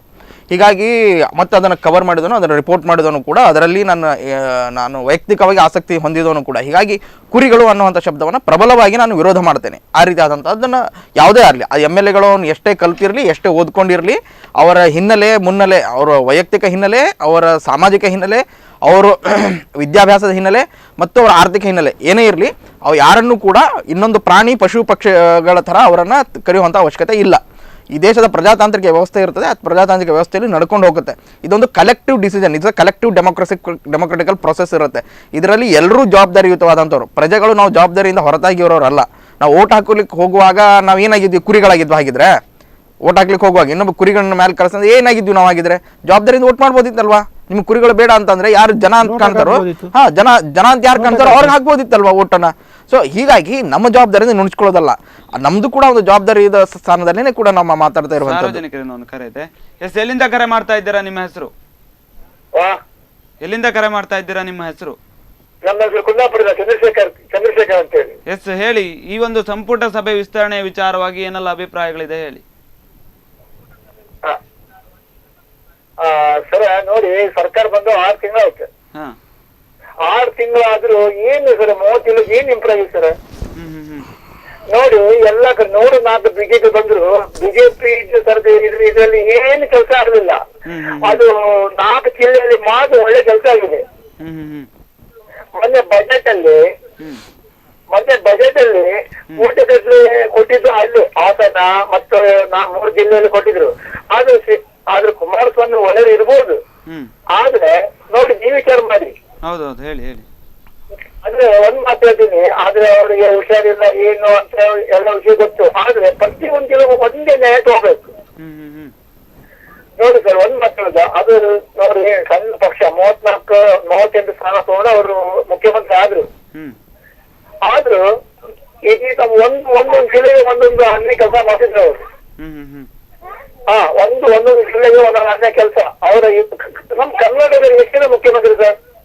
ಹ್ಮ್ ರೇವಣ್ಣ ಮುಖ್ಯಮಂತ್ರಿ, ಕುಮಾರಸ್ವಾಮಿ ಮುಖ್ಯ, ಗಿರಿಗೌಡ ಮುಖ್ಯ, ಯಾರು ಮುಖ್ಯಮಂತ್ರಿ ಯಾರು ಸರ್? ಹ್ಮ್ ಹ್ಮ್ ಹ್ಮ್ ಅಂದ್ರೆ ಮುಖ್ಯಮಂತ್ರಿಗಳಲ್ಲೇ ಗೊಂದಲಗಳಿದೆ ಅಂತ ನೀವು ಹೇಳ್ತಾ ಇರುವಂತದ್ದು. ಎಲ್ಲರೂ ಹೌದು. ಗೊಂದಲ ಅಂದ್ರೆ 100ಕ್ಕೆ 100 ಗೊಂದಲ ಸರ್. ಕುಮಾರಸ್ವಾಮಿಗಿಂತ ರೇವಣ್ಣ ತುಂಬಾ ಜಾಸ್ತಿ ಆಗಿದೆ. ಹ್ಮ್ ಹ್ಮ್ ಹ್ಮ್ ಪ್ರತಿ ಒಂದಕ್ಕೂ ಮುಂದೆ ಬಂದು ಹಿಂಗೆ ಟ್ರಾನ್ಸ್ಫರ್, ಅವರಿಗೆ ದೊಡ್ಡ ಆಪರೇಷನ್ ಆ ಕಡೆ ಈ ಕಡೆ ಮಾಡೋದು ಒಳ್ಳೇದಾ ಇದು? ಹ್ಮ್ ಹ್ಮ್ ಹ್ಮ್ ಇದು ಒಳ್ಳೇದಾ? ಒಳ್ಳೇದಾ ಅಂತ ಜನತೆ ಹೇಳ್ಬೇಕು. ಅಲ್ಲ ಸರ್, ಒಂದ್ ಮಾತು ಹೇಳ್ತೀನಿ ನೋಡಿ, ಸರ್ಕಾರ ನಡೀಲಿ, ಒಳ್ಳೆ ರೀತಿ ಆಗ್ಲಿ, ಅದಕ್ಕೆ ನಾವೇನೋ ಅನ್ಯಾಯ ಮಾಡುದಿಲ್ಲ. ಹ್ಮ್ ಹ್ಮ್ ಹ್ಮ್ ಎಷ್ಟು ಒಂದು ಬಡವರಿಗೆ ಒಂದು ಏನಾದ್ರು ಕೊಟ್ರೆ ಏನಿಲ್ಲ, ಒಂದು ಕೊಟ್ರೆ ಏನಿಲ್ಲ, ಏನು ದುಡ್ಡು ಸಂಕ್ಷೇಮ ಮಾಡ್ದಂತೆ ಹೇಳ್ತಾರೆ. ಒಂದು ಕಡೆ ಬಂದ್ರೆ ಒಂದು ಕಡೆ ಬರುದಿಲ್ಲ. ಬಡವರಿಗೆ ಅದು ಕೊಡ್ತೀನಿ ಇದು ಕೊಡ್ತೀನಿ, ಅದು ಸಾಲ ಮನ್ನಾ ಸರಿ ಆಗಲಿಲ್ಲ. ಬಡವರಿಗೆ ಗ್ಯಾಸ್ ಕೊಡ್ತೀನಿ ಅದು ಕೊಡ್ತೀನಿ ಇದು ಕೊಡ್ತೀನಿ, ಏನಿಲ್ಲ. ಯಾಕೆ ಸರ್ ಇದೆಯಲ್ಲ? ಹ್ಮ್ ಹ್ಮ್ ಹ್ಮ್ ನೋಡಿ, ನೀವೇ ವಿಚಾರ ಮಾಡಿ. ಬಂದು 6 ತಿಂಗಳಾಯ್ತು, ಏನ್ ಇಂಪ್ರೂವ್ ಮಾಡಿದವರು? ಹ್ಮ್ ಹ್ಮ್ ಹ್ಮ್ ಈ ಕಡೆ ಡಿ ಕೆ ಶಿವಮೊಗ್ಗ ಒಂದು ಮಾತಾಡ್ತಾರೆ, ಈ ಕಡೆ ಪರಮೇಶ್ವರ್ ಒಂದು ಮಾತಾಡ್ತಾನೆ, ಈ ಕಡೆ ಸಿದ್ದರಾಮಯ್ಯ ಒಂದು ಮಾತಾಡ್ತಾರೆ. ನೋಡಿ, ಸರ್ಕಾರ ಬದಲಿ ಮಾಡಬಾರ್ದು ನಾ ಹೇಳುದಿಲ್ಲ. ಇಡೀ ಪ್ರತಿ ಒಂದು ಜಿಲ್ಲೆಗೆ ಒಳ್ಳೆ ಕೆಲಸ ಮಾಡಲಿ, ಆ Kumaraswamy okay. Yes yes yes ಇದೇ ಕುರಿತಾಗಿ ನಾವು ಮಾತಾಡ್ತೇವೆ. ಎಸ್ ಧನ್ಯವಾದಗಳು ಸರ್ ಸ್ಪಂದನ ವಾಹಿನಿ ಜೊತೆ ಮಾತಾಡಿದ್ದಕ್ಕೆ. ಎಸ್ ಈಗಾಗಲೇ ಅವರು ಹೇಳಿದ್ರು 6 ತಿಂಗಳಾಯ್ತು ಸರ್ಕಾರ ಬಂದು, ಯಾವುದೇ ರೀತಿಯಲ್ಲಿ ಒಂದು ಕೆಲಸಗಳು ಕೂಡ ನಡೀಲಿಲ್ಲ. ಅವರು ಹೇಳಿದಾಗೆ ಯಾವುದೇ ರೀತಿ ಆಗಲಿಲ್ಲ. ಆರೋಪಗಳು ಪ್ರತ್ಯಾರೋಪಗಳ ನಡುವೆನೇ ಸರ್ಕಾರ ಮುಂದೂಡ್ತಾ ಇದ್ದಾರೆ. ಅದೇ ರೀತಿಯಲ್ಲಿ ನಮಗೆ ಜನಸಾಮಾನ್ಯರಿಗೆ ಸಂಕಷ್ಟಗಳು ಎದುರಾಗಿದೆ ಅಂತಕ್ಕಂಥ ಮಾತುಗಳನ್ನು ಕೂಡ ಹೇಳಿದ್ರು. ಕೆಲಸ ಯೋಜನೆಗಳು ರೂಪುಗೊಳ್ತಾ ಇದೆ, ಯೋಜನೆಗಳು ಆಗ್ತಾ ಇದೆ. ಅದನ್ನು ಸಮರ್ಪಕವಾಗಿ ಇಲ್ಲಿ ಆ ಯೋಜನೆಗಳನ್ನು ಕಂಡುಕೊಳ್ಬೇಕಂದ್ರೆ ಇವರು ಏನು ಬಂದಿದೆ ಸರ್ಕಾರದಿಂದ. ಸರ್ಕಾರ ಒಮ್ಮೆ ಇದು ಮಾಡ್ತದೆ, ಪ್ರಚುರಪಡಿಸ್ತದೆ, ಪಬ್ಲಿಕ್ ಮಾಡ್ತದೆ, ಪತ್ರಿಕೆಯಲ್ಲಿ ಮೀಡಿಯಾದಲ್ಲಿ ಹೇಳ್ತಾರೆ.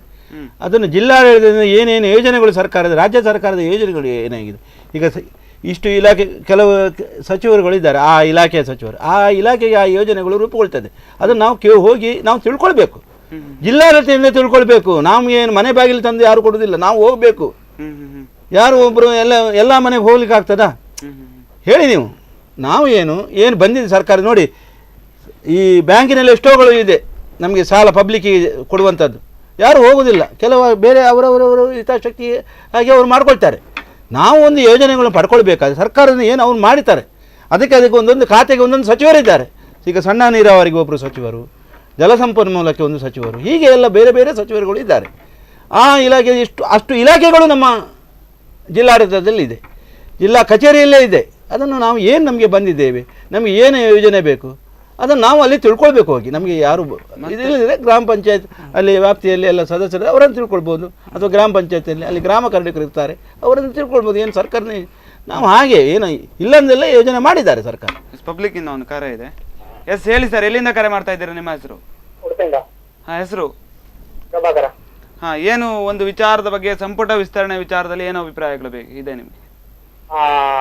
ನಾಗರಾಜ್ ಭಟ್ ಹೇಳಿದ ರೀತಿಯಲ್ಲಿ ಜಿಲ್ಲಾಡಳಿತವೇ ಕುಸಿದಿದೆ, ಆಡಳಿತವೇ ಇಲ್ಲ ರಾಜ್ಯದಲ್ಲಿ, ಮಿಕ್ಸ್ ಆಗಿದೆ, ಇನ್ನು ಸರಿಯಾಗಿ ಸೆಟ್ ಆಗಿಲ್ಲ.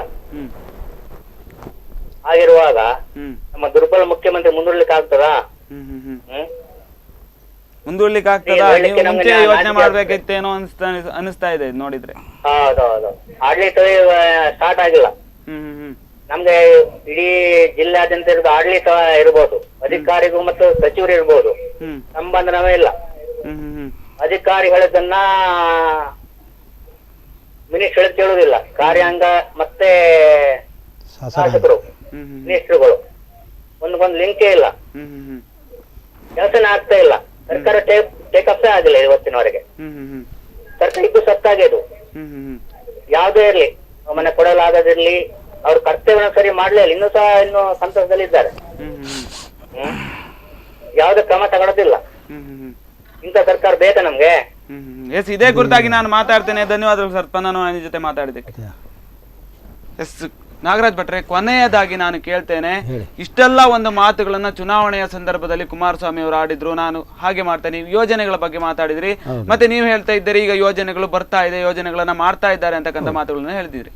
ಈಗ ನೋಡ್ತಾ ಹೋದ್ರೆ ಸಚಿವ ಸಂಪುಟ ವಿಸ್ತರಣೆ ಬಗ್ಗೆ ಮಾತಾಡ್ತಾ ಹೋದ್ರೆ ಈ ಎಲ್ಲ ಒಂದು ಬಂಡಾಯವನ್ನ ಶಮನ ಮಾಡಿ ಡಿಸೆಂಬರ್ 22ಕ್ಕೆ ಸಚಿವ ಸಂಪುಟ ಆಗತ್ತಾ? ಆಗೋದ್ರಲ್ಲಿ ಈ ಒಂದು ರಾಜಕೀಯ ಮುತ್ಸದ್ದಿಗಳು ಏನಿದ್ದಾರೆ ಕಾಂಗ್ರೆಸ್ ಮತ್ತು JDS ನಲ್ಲಿ ಅವರು ಯಶಸ್ವಿ ಆಗ್ತಾರಾ? 100% ಸತ್ಯ ಯಶಸ್ವಿ ಆಗ್ತಾರೆ. 5 ಬಾರಿ ಯಶಸ್ವಿ ಆಗಲಿಲ್ಲ, 6ನೇ ಬಾರಿ ಯಶಸ್ವಿ ಆಗ್ತಾರೆ ಅಂತ ನಿಮ್ಮ ಒಂದು ಅಭಿಪ್ರಾಯ? ಯಶಸ್ವಿ ಆಗಿದೆ. ಅಂದರೆ ಅಲ್ಲಿ ಈ 4 ಬಾರಿ ಸಹ ಸಂಪುಟ ವಿಸ್ತರಣೆ ಆಗಲಿಲ್ಲ, ಸಂಪುಟ ಏನಂದ್ರೆ ಯಾರು ಡಿಸಿಷನ್ ತಗೊಳ್ಳಿಲ್ಲ. ಅದರಿಂದ ಅವರು ನಾಳ್ದು ಏನಾದರೂ ಮಾಡಿದರೆ ಆಗ್ತಾರೆ, ಅವರು ಯಶಸ್ವಿ ಆಗ್ತಾರೆ ಅವರು. ನಿಮ್ಮ ಹತ್ರ ಒಂದು ಕೇಳ್ತೇನೆ, ಈಗಾಗಲೇ ದೋಸ್ತಿ ಸರ್ಕಾರದಲ್ಲಿ ಆಕಾಂಕ್ಷಿಗಳ ಪಟ್ಟಿ ತುಂಬಾನೇ ಇದೆ. ಅದರ ಮಧ್ಯೆ ಇದೆಲ್ಲ ಒಂದು ಸಚಿವ ಸಂಪುಟದ ವಿಚಾರದಲ್ಲಿ ನೋಡ್ತಾ ಹೋದ್ರೆ 6 ಸ್ಥಾನಗಳಿಗೆ 22 ಆಕಾಂಕ್ಷಿಗಳು, ಮತ್ತೆ JDS ನಲ್ಲಿ ಮತ್ತಿನ್ನಿಷ್ಟು ಜನ ಇದ್ದಾರೆ. ಇದು ಮೈತ್ರಿ ಸರ್ಕಾರದ ಒಡಕಿಗೆ ಕಾರಣ ಆಗ್ಬೋದಾ? ಮತ್ತೆ ಅದೇ ರೀತಿಯಲ್ಲಿ ನೋಡ್ತಾ ಹೋದ್ರೆ ಈ ಒಂದು ಆಪರೇಷನ್ ಕಮಲದ ವಿಚಾರ ಕೂಡ ಕೇಳಿ ಬರ್ತಾ ಇದೆ, ರೆಸಾರ್ಟ್ ರಾಜಕೀಯ ಕೂಡ ಕೇಳಿ ಬರ್ತಾ ಇದೆ. ಇದೆಲ್ಲವೂ ಕೂಡ ಮೈತ್ರಿ ಸರ್ಕಾರಕ್ಕೆ ಮುಳುವಾಗಬಹುದಾ? 22ರ ನಂತರ ಯಾವುದೇ ರೀತಿಯಾದಂತಹ ಘಟನೆಗಳು ಕೂಡ ಈ ರಾಜ್ಯದಲ್ಲಿ ಘಟಿಸಬಹುದು. ಹಿಂಗಾಗಿ ಯಾಕಂದ್ರೆ ರಾಜ್ಯದ ಶಾಸಕರು ಕೂಡ ಸಾಕಷ್ಟು ಅಂಡ್ರೆಸ್ಟ್ ಇದೆ. ಇವತ್ತು ಒಬ್ಬರಿಗೆ ಸೀಟ್ ಕೊಟ್ಟಂತ ಸಂದರ್ಭದಲ್ಲಿ ಸಹಜವಾಗಿ ಇನ್ನೊಬ್ಬರು ಬಂಡಾಯ ಹೇಳುವಂಥದ್ದು, ಮತ್ತೊಂದು ಕಡೆ ಹೋಗುವಂತಹ ಸನ್ನಿವೇಶ ಕ್ರಿಯೇಟ್ ಆಗುತ್ತೆ. ಹೀಗಾಗಿ ಮತ್ತೊಂದು ರೌಂಡ್ ಆಫ್ ಎಂಜಾಯ್ಮೆಂಟ್ ಬಹುಶಃ ಎಲ್ರಿಗೂ ಇದೆ ಕರ್ನಾಟಕದಲ್ಲಿ. ಸೊ ಆ ರೀತಿಯಾದ ವಾತಾವರಣ ಕ್ರಿಯೇಟ್ ಆಗುತ್ತೆ. ಒಂದು ರಿಸಾರ್ಟ್ ರಾಜಕಾರಣಕ್ಕೆ ಕೇವಲ ಬಿಜೆಪಿಯನ್ನ ಅಥವಾ ಬಿಜೆಪಿಯ ಸರ್ಕಾರಗಳನ್ನ ಬ್ಲೇಮ್ ಮಾಡುವಂತ ಅವಶ್ಯಕತೆ ಇಲ್ಲ. 12 ಜನ ಶಾಸಕರನ್ನ ಬಿಜೆಪಿಯ ಸರ್ಕಾರ ಸಂದರ್ಭದಲ್ಲಿ ಕುಮಾರಸ್ವಾಮಿ ಅವರೇ ಹೈದರಾಬಾದ್ ಕರ್ಕೊಂಡು ಹೋದ್ರಲ್ವಾ? ಯಾರು ಮಾಡಿದ್ರು ಅದನ್ನ? ರಿಸಾರ್ಟ್ ಕಲ್ಚರನ್ನ ಈ ರಾಜ್ಯಕ್ಕೆ ಇಂಟ್ರೊಡ್ಯೂಸ್ ಮಾಡಿಕೊಟ್ಟಿದ್ದೆ ಇವತ್ತಿನ ಮಾನ್ಯ ಮುಖ್ಯಮಂತ್ರಿಗಳು. ಅವತ್ತು ವಿರೋಧ ಪಕ್ಷದಲ್ಲಿ ಕುತ್ಕೊಂಡು ಸರ್ಕಾರ ಆಡಳಿತ ಮಾಡುವಂಥ ಸಂದರ್ಭದಲ್ಲಿ ವಿರೋಧ ಪಕ್ಷವಾಗಿ ನಿಭಾಯಿಸ್ಕೊಳ್ಬೇಕಿತ್ತು. ಅದು 12-16 ಜನ ಶಾಸಕರನ್ನ ಹೊರಗಡೆ ಕರ್ಕೊಂಡು ಹೋಗುವಂತ ಅವಶ್ಯಕತೆ ಏನಿತ್ತು ಇವ್ರಿಗೆ? ಅವರಿಗೆ ಹೌದು, ಅವತ್ತಿನ ದಿವಸ ಅವರು ಸುಪ್ರೀಂ ಕೋರ್ಟ್ ನ ಖರ್ಚು ವೆಚ್ಚಗಳನ್ನ ಯಾರು ನೋಡ್ಕೊಂಡ್ರು? ಕುಮಾರಸ್ವಾಮಿ ಅವರೇ ಅಲ್ವಾ ಸ್ವತಃ. ಸೊ ಈ ರೀತಿಯಾದಂತಹ ಒಂದು ಕಲ್ಚರ್ ಅನ್ನ ಹಿಂದೆ ಇವರೇ ಹಾಕಿಕೊಟ್ಟಂತದ್ದು. ಇವತ್ತು ಹೊಸದಾಗೆಲ್ಲ ಸಹಜವಾಗಿ ಇವತ್ತು ಬಿಜೆಪಿ 110-112 ಶಾಸಕರನ್ನ ಇಟ್ಕೊಂಡಾಗೂ ಅಧಿಕಾರ ಸಿಕ್ಕಿಲ್ಲ, 30-35 MLA ಹಿಡ್ಕೊಂಡು ಬಂದವರು ಮುಖ್ಯಮಂತ್ರಿ ಆಗಿರ್ತ ಸಂದರ್ಭದಲ್ಲಿ ಸಹಜವಾಗಿ ಇರ್ತದೆ ಇದು ಅಸಮಾಧಾನಗಳು. ಖಂಡಿತವಾಗಿಯೂ ಅವ್ರು ಮಾಡಿರುವಂತದ್ದು ಟ್ರಿಕ್ ಅನ್ನ ಅವ್ರಿಗೆ ವಾಪಸ್ ಹಾಕ್ತಾರೆ. ಆದರೆ ಈ ಹಿಂದೆ ಬಿಜೆಪಿಯ ಸಂದರ್ಭದಲ್ಲಿ ನೇರವಾಗಿ ಏನ್ ತಕೊಂಡ್ಬರುವಂತದ್ದು ವಾತಾವರಣ ಇತ್ತು. ಬಹುಶಃ ಆ ರೀತಿಯಾದಂಥ ವಾತಾವರಣ ಈಗ ಕಮ್ಮಿ ಇದೆ. ಸುಮಾರಷ್ಟು ಮಾಧ್ಯಮಗಳು ಕೂಡ ಅವೇರ್ನೆಸ್ ಈ ರೀತಿ ಕ್ರಿಯೇಟ್ ಆಗಿರೋದು, ಪದೇ ಪ್ರಶ್ನೆಗಳನ್ನು ಕೇಳ್ತಾ ಇರುವಂಥದ್ದು, ಶಾಸಕರು ಎನ್ಬಂಚಾಗಿ ಮೂವ್ ಆದರೆ ಮಾತುಗಳು ಬೇರೆ, ಒಬ್ಬೊಬ್ಬರೇ ರಾಜೀನಾಮೆ ಕೊಡುವಂಥ ಪ್ರಸಂಗಗಳು ಬಹುಶಃ ಬಹಳ ಕಡಿಮೆ ಅಂತ ನನಗೆ ಅನಿಸುತ್ತೆ. ಅಲ್ಲ, ಶ್ರೀರಾಜ್ ಅವರು ಹೀಗೆ ಹೇಳಿದಾಗೆ ರೆಸಾರ್ಟ್ ರಾಜಕೀಯ ಇರಲಿ, ಯಾರು 12 ಶಾಸಕರನ್ನು ಕರೆದುಕೊಂಡು ಬಂದ ಎಲ್ಲ ಪಕ್ಷದಲ್ಲಿಯೂ ಇದೆ. ಈಗ ಇದು ಎಲ್ಲಿಂದ ಬಂತಂದರೆ, ಆಗ ರಾಷ್ಟ್ರೀಯ ರಂಗ ಸರ್ಕಾರ ಇತ್ತು 1996ರಲ್ಲಿ NT ರಾಮರಾವ್. ಆಗ ಬಿಡಲ್ಲಿ ತಂದು ಇಲ್ಲಿ ಅಲ್ಲಿಂದ ವಲಸೆ ಬಂದದ್ದು ಇದು. ಅಷ್ಟಂಕ ರೆಸಾರ್ಟ್ ರಾಜಕಾರಣ ಇಲ್ಲಿ ಇರಲಿಯೂ ಇರಲಿಲ್ಲ. ಅಲ್ಲಿಂದ ಇಲ್ಲಿ ತರುವುದು, ಅವರನ್ನು ಮತ್ತೊಂದು ಕಡೆ ಇಡುವುದು ಅಡಗಿಸಿ. ಇದು ಇಲ್ಲಿ ಕರ್ನಾಟಕದಲ್ಲಿ ಮೊದಲುಗಳಿಲ್ಲ, ಬೇರೆ ರಾಜ್ಯದಲ್ಲಿ ಆಗಿದೆ, ಎಲ್ಲ ಪಕ್ಷದಲ್ಲಿ ಇದೆ. ಕುಮಾರಸ್ವಾಮಿ ಅವರನ್ನ ಬ್ಲೇಮ್ ಮಾಡ್ಲಿಕ್ಕಿಲ್ಲ, ಎಲ್ಲರೂ ಅವರವರೇ ಇದಕ್ಕೆ ಅವರವರು ಮಾಡ್ತಾರೆ. ನಾವಂದ್ರೆ ನಮ್ಮ ಪಕ್ಷದ ಮುಖ್ಯಮಂತ್ರಿಗಳನ್ನು ನಾನು ಹೇಳ್ತಾ ಇಲ್ಲ, ಯಾಕೆ ಅವ್ರದ್ದು ಹೇಳುದಿಲ್ಲ. ಹಿಂದಿನ ಅವಧಿಗಳಲ್ಲಿ ಎಲ್ಲಿ JDS ವಿರೋಧ ಪಕ್ಷವಾಗಿತ್ತು ಆ ಸಂದರ್ಭದಲ್ಲಿ ಕೂಡ ಅದನ್ನ ರಾಜಕೀಯವಾಗಿ ಎದುರಿಸೋ ಬದಲಿ ಈ ರೀತಿಯಾದಂತಹ ಟ್ಯಾಕ್ಟಿಕ್ ಗಳನ್ನ ಉಪಯೋಗ ಮಾಡಿದ್ರು ಅನ್ನೋ ಆ ರೀತಿಯಾಗಿ ಹೇಳುವಂತಹ ಆಶಯ ಮಾತ್ರ ನಂದು, ಹೊರತಾಗಿ ಬೇರೆ ಅಲ್ಲ. ಅದನ್ನ ರಾಜಕೀಯ ಟ್ಯಾಕ್ಟಿಕ್ಸ್ ಗಳ ಮುಖಾಂತರ ಮಾಡಬಹುದಿತ್ತು, ರಾದರ್ ದಾನ್ ಪಕ್ಷದಲ್ಲಿ ಒಡಕನ್ನು ಕ್ರಿಯೇಟ್ ಮಾಡೋದು, ಅವರನ್ನು ಬೇರೆ ಕಡೆ ಕರ್ಕೊಂಡು ಹೋಗಿ ಅದು ರೆಸಾರ್ಟ್ ರಾಜಕೀಯ ಅಂದ್ರೆ ಹೇಳ್ಕೊಳ್ತಾರಲ್ಲ. ಇಲ್ಲದಿದ್ರೆ ಎಲ್ಲರೂ ಭಾಗಿದ್ದಾರೆ, ಶಾಸಕರನ್ನು ಕಾಪಾಡುವ ಅವರ ಕರ್ತವ್ಯ, ಆದ್ಯತಾ ಕರ್ತವ್ಯ. ಎಲ್ಲರೂ ಭಾಗಿಯಾಗಿದ್ದೀರಿ, ಎಲ್ಲ ಪಕ್ಷಗಳು ಭಾಗಿಯಾಗಿದ್ದೀರಿ. ಒಬ್ಬರ ಮೇಲೆ ಬ್ಲೇಮ್ ಮಾಡುವ ಅವಶ್ಯಕತೆ ಇಲ್ಲ. ರಾಜಕಾರಣದಲ್ಲಿ ಒಬ್ಬ ವಿರೋಧ ಪಕ್ಷವಾಗಿ ಜವಾಬ್ದಾರಿಯುತವಾಗಿ ನಿಭಾಯಿಸ್ಕೋಬಹುದಿತ್ತು. ನೀವು ವಿರೋಧ ಪಕ್ಷದಲ್ಲಿ ಇದ್ದಾಗ ಮಾಡಲಿಲ್ಲ. ಖಂಡಿತವಾಗಿ 25 ಕೋಟಿ ಅಮಿಷ ಎಲ್ಲಿಂದ? ಎಲ್ಲರೂ ಮಾಡಿದ್ದಾರೆ. ಈ ಕುರಿತಾಗಿ ಮಾತಾಡ್ತಾ ಹೋದ್ರೆ ಇದೇ ಒಂದು ದೊಡ್ಡ ಟಾಪಿಕ್ ಆಗಿ 2-3 ದಿನಗಳವರೆಗೂ ಕೂಡ ಮಾತಾಡಬಹುದು. ಅದೇನು ವಿಚಾರ ಅಂತಂದ್ರೆ ಕಾರ್ಯಕ್ರಮಕ್ಕೆ ಬಂದು ಮಾತಾಡಿದ್ದಕ್ಕೆ, ಇಷ್ಟೊತ್ತು ನಮ್ಮ ಜೊತೆ ಇದ್ದಿದ್ದಕ್ಕೆ ಧನ್ಯವಾದಗಳು ಇಬ್ಬರಿಗೂ ಕೂಡ. ಧನ್ಯವಾದ. ಎಸ್, ನೋಡಿದ್ರಲ್ಲ ವೀಕ್ಷಕರೇ, ಈಗಾಗಲೇ ಹಲವಾರು ವಿಚಾರಗಳನ್ನ ರಾಜ್ಯ ಸರ್ಕಾರದಲ್ಲಿ ಏನೆಲ್ಲ ಕಂಪನಗಳಾಗ್ತಾ ಇದೆ, ಮತ್ತೆ ಡಿಸೆಂಬರ್ 22 ಏನೆಲ್ಲ ಘಟನೆಗಳಿಗೆ ಸಾಕ್ಷಿ ಆಗ್ಬೋದು ಅಂತ ಹೇಳೋದನ್ನ 22ಕ್ಕೆ ನೋಡ್ಬೇಕಾಗಿದೆ. ಈಗಾಗಲೇ 5 ಬಾರಿ ಕೂಡ ಕಾಂಗ್ರೆಸ್ ಮತ್ತು JDS ಮೈತ್ರಿ ಸರ್ಕಾರ ಸಚಿವ ಸಂಪುಟ ವಿಸ್ತರಣೆಯನ್ನು ಮಾಡೋದಕ್ಕೆ ವಿಫಲವಾಗಿದೆ. ಆದರೆ 22ಕ್ಕೆ ಏನಾಗುತ್ತೆ ಅನ್ನೋದನ್ನು ಕಾದು ನೋಡಬೇಕಾಗಿದೆ. ಮತ್ತು ಅದೇ ರೀತಿಯಲ್ಲಿ ಕುಮಾರಸ್ವಾಮಿ ಅವರು ಈಗಾಗಲೇ ಹಲವಾರು ಯೋಜನೆಗಳನ್ನು ಹಾಕಿಕೊಂಡಿದ್ದಾರೆ. ಆ ಯೋಜನೆಗಳನ್ನು ಮುಗಿಸೋದ್ರಲ್ಲೂ ಕೂಡ ಪ್ರಯತ್ನವನ್ನು ಪಡ್ತಾ ಇದ್ದಾರೆ. ಅವರು ಎಲ್ಲೂ ಕೂಡ ಕೈಕಟ್ಟಿ ಕುಳಿತಿಲ್ಲ ಅಂತಕ್ಕಂಥ ಮಾತುಗಳನ್ನು ಕೂಡ ಹೇಳಿದ್ರು. ಮುಂದಿನ ದಿನಗಳಲ್ಲಿ ರಾಜಕೀಯ ವಲಯದಲ್ಲಿ ಏನಾಗುತ್ತೆ ಅನ್ನೋದನ್ನು ಕಾದು ನೋಡೋಣ. ಇದೇ ಇವತ್ತಿನ ವಿಶೇಷ. ಇನ್ನಷ್ಟು ಸುದ್ದಿ ಮತ್ತು ಮನರಂಜನೆಗಳಿಗಾಗಿ ನೋಡ್ತಾ ಇರಿ ಸ್ಪಂದನ TV.